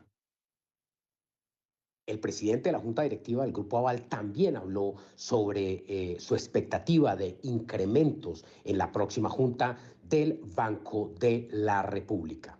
Primera instancia hubiera pensado 75 puntos básicos, me imagino que hay una presión inmensa del gobierno para que no sea eso, entonces de pronto 50 puntos básicos. Sarmiento Gutiérrez también habló sobre la operación del Banco de Bogotá con Itaú. Dijo que agrega 6 billones de pesos en activos al Banco de Bogotá. Hay que recordar que el trámite se encuentra suspendido temporalmente por cambios en la planta de funcionarios de la Superintendencia de Industria y Comercio. Esa operación le añade al Banco de Bogotá más o menos 6 billones de pesos en activos y un poco menos en pasivos, y entonces el banco tiene que complementar los pasivos para balancear la operación. Sarmiento Gutiérrez también habló sobre el tema del crédito hipotecario. Dijo que se está haciendo con unos márgenes ínfimos. Aquí su pronunciamiento. Claro, las tasas de los créditos hipotecarios, cuando se comparan con la tasa del Banco de la República, no están altas. Realmente el crédito hipotecario se está haciendo con unos márgenes ínfimos. Pero más bien uno toca es preguntar, ¿y por qué están las tasas del crédito hipotecario donde están? Eso responde directamente a las tasas del Banco de la República, a lo que le cuesta a los bancos fondearse para otorgar esos créditos hipotecarios, sobre todo fondearse a largo plazo, porque un crédito hipotecario puede ser 15, 20 años y entonces toca pensar que los bancos tienen que fondearse con unos depósitos de más o menos igual duración. ¿Y por qué ha subido ese costo de fondos? Porque la tasa del Banco de la República está alta. ¿Y por qué está alta la tasa del Banco de la República? Porque hay inflación.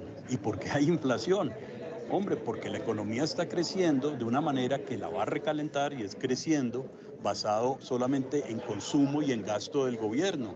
Esa es una manera muy complicada de crecer una economía porque no se está creando un aparato de infraestructura que después le dé réditos al país, sino se están vendiendo muchas televisiones y pues eso puede ser bueno para el consumidor, pero no es bueno para la economía del país. Bueno, ahí estaba hablando tanto Luis Carlos Sarmiento Angulo como Luis Carlos Sarmiento Gutiérrez. Pues el uno es el dueño del Grupo Aval y el otro es el heredero del Grupo Aval. Pero estaban tocando dos temas que son cruciales. Uno, que es el tema del impuesto al patrimonio, que va a entrar en vigencia pasado mañana, o mejor dicho, que se tiene que pagar pasado mañana. Y el otro tema es el de las tasas de interés, hablando de que se está esperando más o menos entre 75 y 50 entre 50 y 75, dice Luis Carlos Sarmiento Gutiérrez. Pero además habló de que esas tasas de interés, por la coyuntura que se está dando, el crédito hipotecario está medio complicado. A ver, don Munir Jalil, ¿usted cómo está viendo este panorama con esto? Impuesto al patrimonio, tasas de interés, crédito hipotecario. Yo creo que definitivamente esa es una de las preguntas importantes hacia adelante, porque pues este cobro ya lo hicieron y como bien lo dice Héctor, ya toca es pagarlo. Tenemos abril y mayo, las compañías pues tienen abril y mayo para hacer ese pago.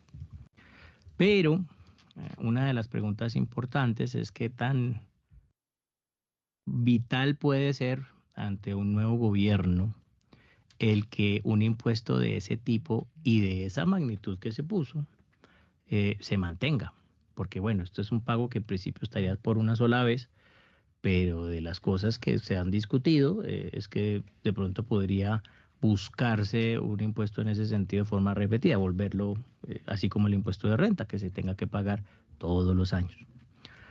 Sobre esto hay una cantidad de evidencia y pelea académica, pero pues en principio yo lo que sí digo es que en el caso de Colombia, nuestra carga al sector corporativo en términos tributarios es gigantesca. O sea, nosotros le cobramos muchísimo. Tenemos si no las tasas más altas de impuesto corporativo en el mundo, impuesto de renta.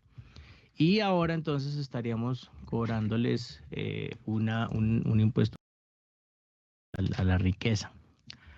Yo creo que es demasiado desde el punto de vista de cargar a un sector que además es un sector formal. Entonces es entendible desde el punto de vista de eficiencia porque es más fácil cobrarle a las compañías que cobrarle a personas, pero pues sin lugar a dudas es algo que se debería terminar teniendo un impacto, yo diría, muy negativo en ese campo, sobre todo el campo de la inversión. Y el segundo punto es el tema de las tasas de interés, que yo lo que creo es que tenemos que entenderlo hoy en día como un sacrificio, y es llegamos a estos niveles de tasas de interés por un desanclaje de las expectativas de inflación que se generó por decisiones de este gobierno. Las cosas hay que decirlas como son. Y aún así, tenemos comentarios del director de Crédito Público diciendo que es por el Banco de la República que está subiendo las tasas. Las tasas del Banco de la República son una respuesta endógena a todo lo que está pasando. Oiga, pero ¿por qué no le explicamos eso a la gente? O sea, ¿por qué? Porque uno de los problemas que hay es que las personas no entienden, por ejemplo, ese tipo de decisiones del banco de subir las tasas de interés. ¿Por qué es necesario subirlas?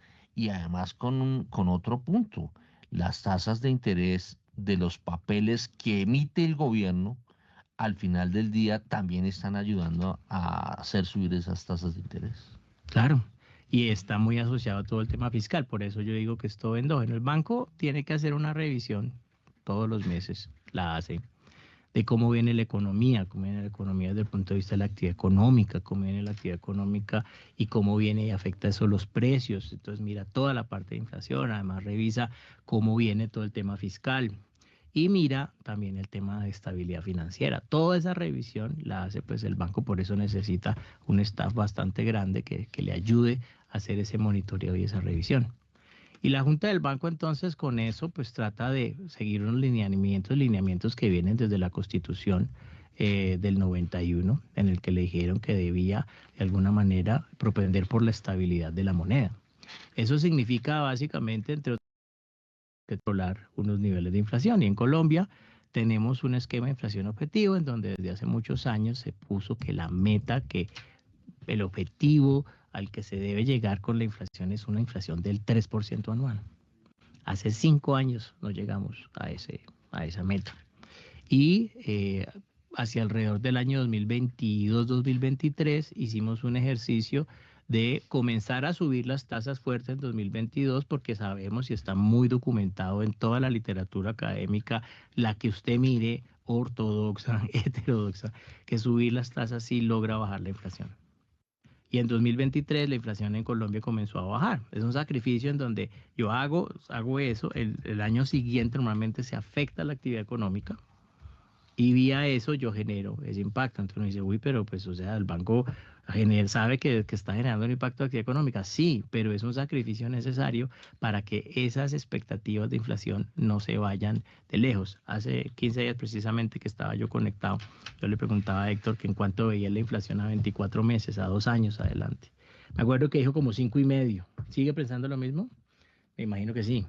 Entonces, si a uno tiene un objetivo que es 3 y cualquiera que pasemos aquí le hacemos una entrevista de cuánto cree que va a ser la inflación y en 2 años y le contestan que más de 5%, pues no estoy funcionando y estoy generando entonces lo que se llama un desanclaje de expectativas de inflación.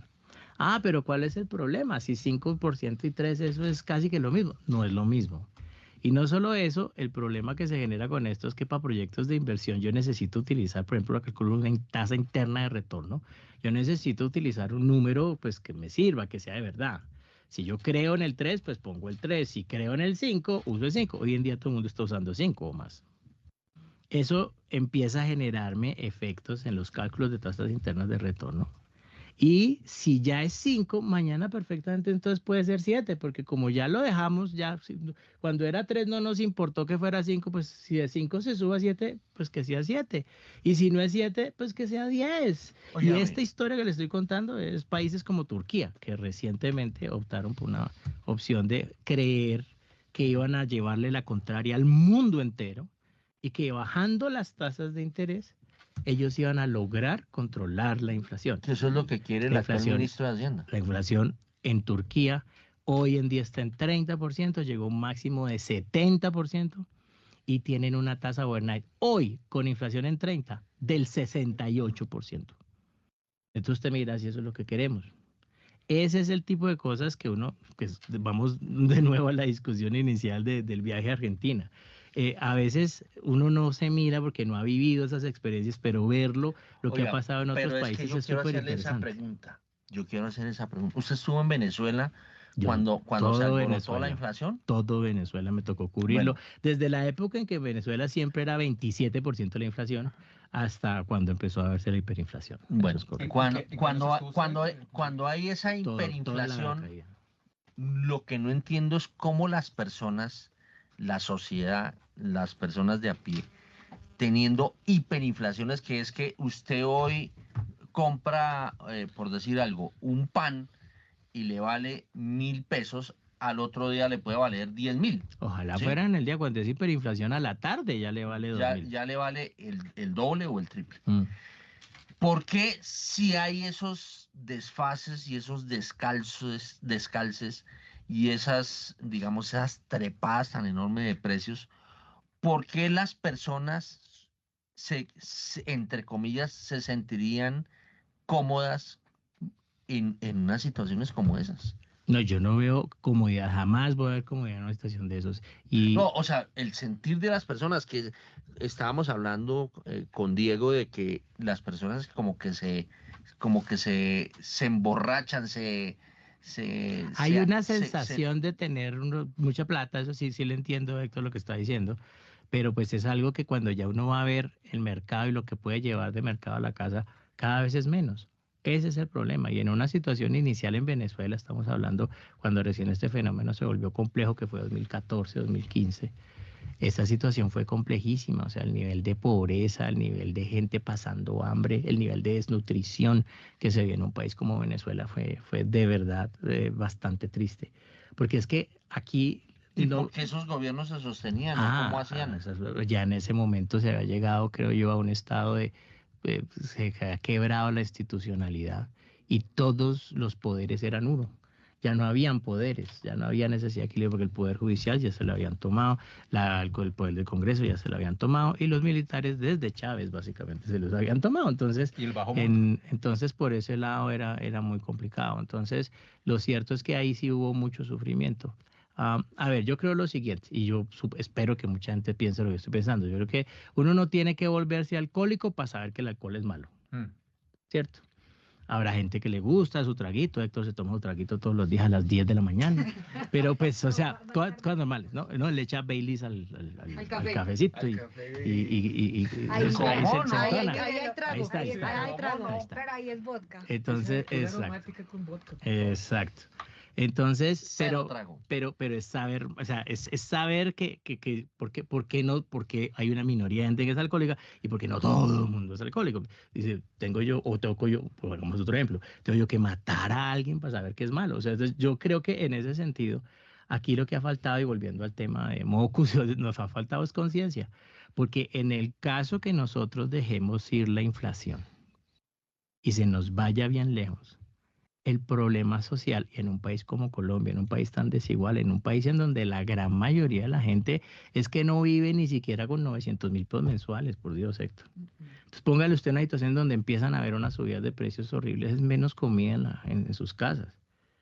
Entonces, yo creo que aquí falta una conciencia y es triste decirlo, si no lo manejamos bien, si ahorita creemos que estamos en una fiesta, si no lo manejamos bien, y como le digo, este no es un problema de izquierdas o derechas, es de sentido común. Y volviendo al tema tan sencillo como lo fiscal, porque usted decía algo que es verdad, parte de lo que estamos viendo es también por un mal manejo fiscal. Nosotros estamos gastando más de lo que nos entra. Y eso no puede seguir así. En una casa eso es insostenible. ¿Cómo va a ser sostenible en un país? Y esto no es derechas, esto no es izquierda, es que esto es sentido común. O en una casa yo tengo que ser de izquierda para gastar y de derecha para gastar. No, o sea, es sentido común. Entonces acá necesitamos a alguien que nos llame, necesitamos a alguien con sentido común que nos devuelva ese juicio. Y en ese sentido, la única institución que tenemos en ese sentido es el Banco de la República. Pero el gran miedo que hay ahora entre los inversionistas extranjeros, se lo digo de la visita que yo tuve, es que, por ejemplo, en el caso de un gobierno de izquierda, en 2028 se nombran 2 miembros más de la Junta, ya hay 3 que están hoy en día haciendo lo que usted está diciendo por orden del presidente, diciendo que quieren bajar las tasas. Imagine que ya sean 5. 3 porque el ministro cuenta también, son 3 miembros. Y quiere cambiar la Constitución. Laura Moisés está en estabilidad, ¿no? Bueno, sí, de acuerdo. Pero entonces imagínese que lleguen otros 2. Y que quiera cambiar la Constitución, Munir. Bueno, eso es lo primero. O sea, pero supongamos que no la logran, yo no creo que eso lo logren.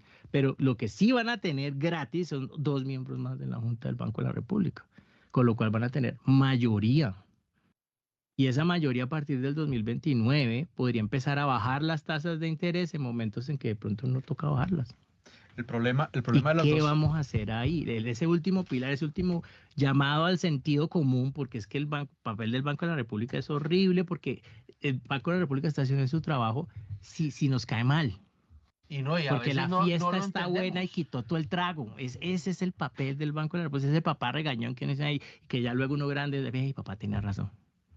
Ese es el papel. El papá regañón y el tío complaciente. La narrativa del tío complaciente y del tío bacán siempre va a ser más fácil de comprar para el adolescente. Entonces el problema que tenemos es que la narrativa que nosotros, los que nos gusta la derecha y un poco más la ortodoxia, es un discurso muy frío, muy difícil de vender, muy difícil de entender. El otro discurso es romántico, es más fácil de vender, y el problema que hay es que las personas jóvenes pues lo captan de una manera mucho más sencilla y es un reto muy grande para la derecha cambiar la narrativa realmente. Muy bien, 7:58. Nos vamos Acabo ahora sí. de hacer un ejercicio porque, bueno, la mayoría del mercado está esperando 100 básicos ya. A medida que han salido las nuevas encuestas, se pasó de 75 ya a 100 básicos. Pero hay, o una percepción personal es que puede haber un incremento de más de 100 básicos. Si la Junta quiere anclar expectativas, tiene que sorprender al mercado. Y estaba mirando antecedentes y la más reciente vez que subió en más de 100 básicos fue en julio del 2022. Subió 150 básicos en esa reunión de Junta. Esa fue precisamente para tratar de contener esa inflación que estaba bien fuerte y ha sido la más alta que se ha hecho en toda la historia. Ahora, lo siento yo para los 150 no, o sea, de pronto van y lo hacen porque van y nos sorprenden, pero yo creo que sí necesitamos por lo menos empezar a entender que el papel del banco es un papel que tiene que ser fuerte, el mensaje tiene que ser fuerte de que van a controlar la expectativa de inflación. Pero son, en primera página, en este momento, acá en Javerian Estéreo, las 8. En punto.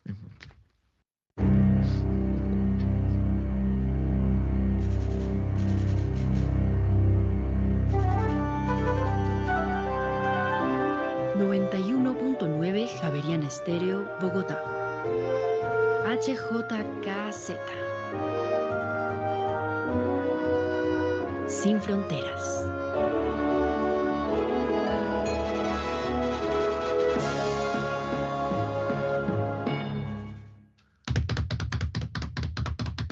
Encuesta. ¿Cuántos días faltan? Nosotros ya dijimos el dato, venga, se lo repetimos. Faltan 88. un día para la Junta del Banco de la República. No, Mañana es Junta. Ya les voy a dar el dato de... Faltan 131 días para que haya cambio de gobierno. ¿Y para el Mundial? 74 días. ¿Y para que que debute Colombia? 80 días. No sé cuándo va a ser no he hecho cuentas de la primera vuelta ni de la segunda vuelta. Después de estos partidos del fin de semana, no sé si queremos que debute, ¿no? Pero Oiga, sí ese es el lado. sí sé que, pues yo no sé si hay que vaya a pasar, pero segunda vuelta estamos en Mundial Primero, 21 de junio. y no sé eso qué tanto puede afectar la selección, pues que la gente vaya a votar. En un estadio, ¿cuántas personas viajarán por Mundial? ¿70.000? Por ahí, sí. No sé, pero los partidos de ¿Cuántos Colombia, de esos son de derecha? ¿Cuántos son de izquierda? los partidos de Yo diría que la Colombia mayoría son son de de derecha. Es que la vez pasada... O sea, es un indicador de estatus, es lo que estás diciendo. No, pero yo creo que los que están enchufaditos, ahí también hay varios que pueden pagar esa boleta cara. ¿Cómo así enchufaditos? Pues que están comiendo del Estado ahorita en sus múltiples contratos que están sacando a diestra y siniestra en billones de pesos, ¿no? Entonces el que está metido en ese carruselito, pues no le está yendo mal. Pero me imagino que por haber un amarre para que tengan que votar. En el Mundial del 2022, que no hubo Mundial, en ese... Porque no fuimos. Porque no fuimos. No, Pero sí fue Mundial. No, en ese junio... No, porque fue en diciembre. porque eran los de había pasado el Mundial a diciembre. Sí, es cierto, Entonces, es cierto. por eso no hubo Tuvo afectación del Mundial. En 2018, para el Mundial de Rusia, sí, cuando se eligió a Iván Duque... Perdió su voto de Duque. ¿El mío? No. Sí, porque no creo que haya sido... Por fortuna, no voté. ¿Por qué? ¿Por Rusia? Porque yo iba al Mundial. Entonces, pero en esta oportunidad de pronto sí es... Y además que cerca, es en Estados Unidos. Y México. Y Y los partidos de Colombia ya casi que están vendidos, o sea, fueron los partidos más vendidos. Pero le cuento que En Colombia, Portugal, sí. Mucha gente, después de ver el partido de ayer... Claro, le digo. Bueno, Que además pero igual es ir a ver a la Ronaldo. boleta y revenderla está bueno, porque Es un ahí negociazo. hubo como un sorteo. Venga, les cuento una anécdota que me pasó. Todos nos metimos al sorteo. No gané, no sé Oiga. en manos de quién quedó eso. La anécdota mía es que para el Mundial de Rusia yo tenía el primer partido y el tercer partido, no el segundo. El segundo era contra Polonia. Y entonces yo no tenía boleta para ese partido, pero mi hija venía después y entonces llegamos a la conclusión con mi hijo es, oiga, ¿qué tal donde venga mi hija a ver el tercer partido y perdamos con Polonia? Entonces toca ir a Polonia. ¿Cómo hacemos para conseguir boleta para...? Y claro, salimos de ese primer partido derrotados, ¿no? Escépticos, y dio la casualidad que Polonia también perdió. Entonces se liberaron boletas en ese momento, conseguimos boleta facilísimo para el partido Y Colombia-Polonia. económicas. No, eran precio FIFA, normal. Ah, ok. eran FIFA. En la En la página. plataforma, en la página de la FIFA, se consiguió la boleta. Tan raro, porque ya estaban vendidas todas. No, pero Es fue que yo rarísimo. creo que en pues en todo evento pasa eso, dejan unas amarradas. ¿Será? Sí, en todos los eventos pasa eso, Mm. dependiendo Y de los entonces yo resultados. conseguí boletas para ver el partido, que fue el mejor, yo creo que es de los mejores partidos de de un mundial, ese de Colombia-Polonia, porque además estaba Falcao y estaba James Rodríguez. Coincidieron en ese partido, que es en el único de un mundial en donde estuvieron los dos. Porque en 2014 el otro gran partido fue Colombia-Uruguay, pero ahí No no fue estaba Falcao. Falcao. Bueno, 8 de la mañana y 5 minutos, allá hay apertura. Sí. Vámonos con Nicolás. Sí, ya está Nicolás. Vámonos con Nicolás. Apertura del dólar. A esta hora, abren los mercados en Colombia. Héctor, buenos días. 8:05 de la mañana. El dólar en Colombia abrió en la jornada de este lunes en 3.659 pesos con 50 centavos. Esto quiere decir que tiene una caída inicial de 6 pesos con 50 centavos, teniendo en cuenta que el cierre en el spot de la jornada del viernes fue de 3.666 pesos. En este momento, pues, ya opera un poco más al alza con respecto a esa apertura, una cotización actual de 3.662 pesos con 50 centavos. Y recordar que la tasa representativa del mercado que rige este lunes es de 3.668 pesos con 89 centavos. Bueno, don Diego Rodríguez, ¿usted cuál era su pronóstico? ¿O cuál es su pronóstico? Porque es de toda la jornada, ¿no? Sí. Que va de 8 de la mañana a 1 de la tarde. Sí, está en 50 pesos el rango, 3.650, 3.700, con volatilidad dependiendo que los eventos que sucedan hoy durante la guerra. Y bueno, el mercado a la expectativa del alza de tasas de interés mañana, donde pues el mercado está esperando esos 100 puntos básicos. Un alza de las tasas de interés ayuda por lo menos a contener el tipo de cambio, que si no tenemos el tipo de cambio, digamos, el tema inflacionario, por lo menos esa variable está calmada. Si el dólar explota arriba, vamos a tener líos inflacionarios nuevamente. Ojalá no sea así, y podría ser catastrófico con lo que hablamos al comienzo del programa, Héctor, si queda un gobierno de izquierda y el tema de la guerra coincidencialmente además no afloja rápido. 8 de la mañana, bueno, se habla de la guerra. ¿Es que se están dando bala todo el día? No. ¿O cómo son esas guerras de ahora? No, las guerras de ahora son como las de hace mucho tiempo, las de hace 200 años. Entonces ya nos pelamos el miércoles, listo, vamos el miércoles. O sea, pues todo súper cantado. Eso lo tienen súper monitoreado hoy en día. Obvio, siempre hay un momento, tratan de ser sorpresa, pero... Oiga, no había caído en cuenta de eso de hace unos 200, 300 años. Nos vemos en tal esquina, en tal montaña. Puente Boyacá, listo, vamos, 7 de Boyacá. No, nos vemos, 7 de agosto, vamos para allá. Y, o sea, esos eran los agantes de antes. Ahora, la gran mayoría de eso ya se ve venir. Los movimientos de tropa están muy seguidos. Cuando empiezan a haber acumulaciones de tropa, ya eso es indicador de que viene algo. Y todo el mundo empieza a prepararse. O sea, ellos tratan de hacer un factor sorpresa, que obviamente todavía existe, pero pues no es algo continuo, es algo que están mirando. Ahora, con este tema, yo sí lo que siento, Héctor, me imagino que lo han discutido ustedes bastante, es el mercado está de un tranquilo con lo que es, desde nuestra perspectiva, el peor choque que hemos visto en materia de energéticos desde la crisis de los 70s. Es una cosa que de verdad el mercado está como que no, esto se va a solucionar rápido. Y yo no le veo solución rápido a esto. Y ahí vamos a tener problemas. Bueno, 8 de la mañana y 8 minutos. ¿Tiene alguna chiva suelta o todavía nada? Laura Gabriel, ¿no? Sí, espera un momentico, la encuentro. Acá está.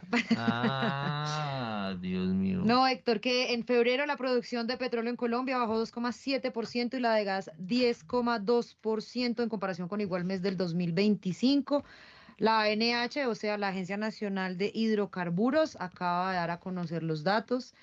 En febrero, la producción de petróleo fue de 734.924 barriles diarios. Y en febrero del año pasado, sí, fueron 755.600. Y respecto a la producción fiscalizada de gas, alcanzó los 1.162 millones de pies cúbicos, 2,4% menos que en enero, y la producción comercializada de gas fue de 695 millones de pies cúbicos por día, 1,8% más mensual en comparación con enero y 15,7% menos que en igual mes del año pasado. 8 de la mañana y 9 minutos. ¿Usted tiene alguna noticia amarrada? Sí, un pequeño resumen. Pero como una bala, a ver si nos vamos, empatamos su resumen con el resumen de Edgar Layton. Uy, pucha, bueno. Entonces, tenemos acá, ya se conoció bien cómo quedó el Fuentes y Usos del 2026, que había quedado un poco raro en esa actualización del plan financiero, pero ya más o menos sabemos que ese cupo de 85,25 billones de pesos se divide en 60 billones de pesos subastas, 2 billones de pesos test verdes, 17 billones de pesos de convenias con entidades públicas. Primera página estima que ya ese cupo se está utilizado en un 97% al corte del 20 de marzo. 4,5 billones de pesos para bonos pensionales y 1,75 billones para pago de obligaciones con TES. También dimos a conocer que Colombia está explorando mercados asiáticos, sobre todo evalúa la colocación de un bono panda, que hay dos opciones. Una opción sería papeles en dólares de Hong Kong y la otra sería con títulos CNH, es decir, denominados en yuanes, bajo el esquema controlado del gobierno chino. También revelamos que el saldo de los depósitos del Tesoro, que miden la caja en pesos del gobierno, presenta una reducción de casi 20% al corte del 20 de marzo y se ubica en sobre los 12 billones de pesos. Y relevante esto, Héctor, los fondos de capital extranjero al corte 20 de marzo salieron de cerca de 9,72 billones de pesos en TES. Pero este efecto está permeado por los test que se vienen liberando de la garantía que entregó el gobierno del crédito en francos suizos. Como el gobierno ya hizo un prepago del 20%, los 6 bancos liberaron parte de esa garantía que le entregó el gobierno. Y según cálculos de primera página, lo que han liberado en total por ese prepago del 20% son cerca de 11,3 billones de pesos. Como acá se muestra que los foráneos han salido de 9,72 billones de pesos, quiere decir que también ha habido compras, por otro lado, para que no sea el 11,3 billones de pesos el resultado O sea, neto. en el neto. En el neto son 9,72 billones. Es decir, más o menos han comprado, sin contar eso que han salido por haber devuelto los títulos entregados en garantía, más o menos 1,5 billones de pesos. ¿Usted sí entiende eso, Munir? No puse cuidado en nada de lo que puso Daniel, pero sí, obviamente, hemos conversado mucho sobre el tema de las fuentes y usos. Y digamos que al final de cuentas aquí lo importante es que estamos viendo pues todo lo que es una financiación que de alguna manera los totales nos los dejaron quietos, pero nos cambiaron fue el cómo se está levantando esa plata. ¿Y eso es bueno o es malo? Lo importante es conseguir la plata por ahora. Yo creo que de verdad hay algo que lo tengo que reconocer.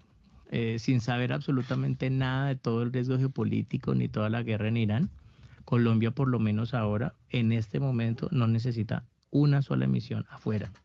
Todo lo que está considerando lo considera ya como algo adicional, porque lo que son las necesidades en dólares de este año están todas ya garantizadas con esa primera emisión que se hizo a comienzos de año. Entonces, y el hecho de que pues Cuellar nos ha dicho que tiene una buena cantidad de dólares ya también guardadas. Entonces, eso nos da un compás por lo menos de tranquilidad. Los otros países que tienen que salir en este momento, yo estaría muerto de susto, porque la verdad que este es de los peores momentos para pensar en salir. No, y ahorita este mes entraron 1.500 millones de dólares más de un crédito con la banca comercial. Ahora, el tema también es qué tanto se cumple, porque hace un mes, a comienzos que eran, de febrero nos dijeron, vamos a hacer convenidas con las entidades públicas por 8 billones de pesos en todo el año, y solo en febrero nos metieron 14.5 billones con convenidas. Entonces pasa un poco como con la meta de inflación del banco. Pero por lo menos están manteniendo los totales, por eso digo. Bueno, son las 8 de la mañana y 13 minutos. Vámonos con el resumen de la bolsa con Edgar Leyton. En más noticias de las empresas que cotizan en bolsa, le cuento que la presidenta del Grupo Aval, María Lorena Gutiérrez, dijo que proyecta que la inflación en 2026 en Colombia cerraría en 6,5%, alrededor de esta cifra. Entre tanto, el Banco Caja Social no repartirá dividendos y destinará 107.000 millones de pesos a reserva para futuros repartos. Entre tanto, la Bolsa de Valores de Colombia activará este 30 de marzo su nuevo sistema de negociación de renta variable basado en tecnología Nasdaq. Y también la Bolsa de Valores de Colombia repartirá un dividendo que suma 104.895 millones de pesos. Adicionalmente, la empresa de telecomunicaciones de Bogotá informó tras su asamblea que acumuló una pérdida de 487.000 millones de pesos al cierre de 2025. Esto es una pérdida acumulada de ejercicios anteriores. Adicionalmente, Carvajal destinará 8.000 millones de pesos de sus utilidades del ejercicio 2025 a reserva para financiación de nuevos proyectos. Y Construcciones El Cóndor eligió a Ernesto Carrasco Morales como miembro principal de su junta directiva para el periodo 2026-2027. Por su parte, Titularice lanzó una emisión de bonos Credit 202 hasta por 42.000 millones de pesos. La operación de la demanda en firme sería este 30 de marzo también. Adicionalmente, RCI Colombia no decretó dividendos en 2026 y destinará el 90% de sus utilidades a la reserva. 8 de la mañana y 15 minutos, nos vamos con el remate, vamos primero con Rolando Lozano y la noticia empresarial. Buenos días. La cadena de droguerías y farmacias Cruz Verde, que tiene en el país cerca de 1.050 establecimientos, prevé finalizar este año con 1.100. Es de señalar que esta compañía, que es del grupo mexicano FEMSA, Droguerías y Farmacias Cruz Verde, vende cerca de 6,5 billones de pesos al año. Esto sería, si logra esta meta este año, un crecimiento del 5% frente al 2025, cuando tuvo ventas por 6,1 billones de pesos. Esta empresa tiene cerca de 10.000 empleados en Colombia y en el último año contrató cerca de 1.000 trabajadores más para sus operaciones de sus establecimientos en el país. 8 de la mañana y 16 minutos. A ver, William Varela. Hola, Héctor. Le cuento que la próxima semana en el Congreso viene debate de control político al gobierno por las altas tarifas del impuesto predial. No solo va a haber debate, ya gremios y organizaciones campesinas hablan de movilización el 9 de abril. Y finalizo diciéndole que hoy a las 9 de la mañana el Consejo Nacional Electoral en Corferia va a dar una rueda de prensa para explicar qué pasa con el Senado de Colombia. Nada que llegue información del extranjero y los colombianos no sabemos cuál es el Senado del 8 de marzo. Estamos pendientes a ver qué sale a las 9, 10 de la mañana en Corferia. 8 y 17. Bueno, nos vamos. Agradecemos pues a nuestros analistas invitados, Munir Jalil, Diego Rodríguez en la dirección, Héctor Hernández y bueno, en la conducción Diana Nova, Laura Gabriel y aquí quien les habla Daniel Támara. Bueno, que tengan un feliz resto de lunes santo y nos vemos mañana en una nueva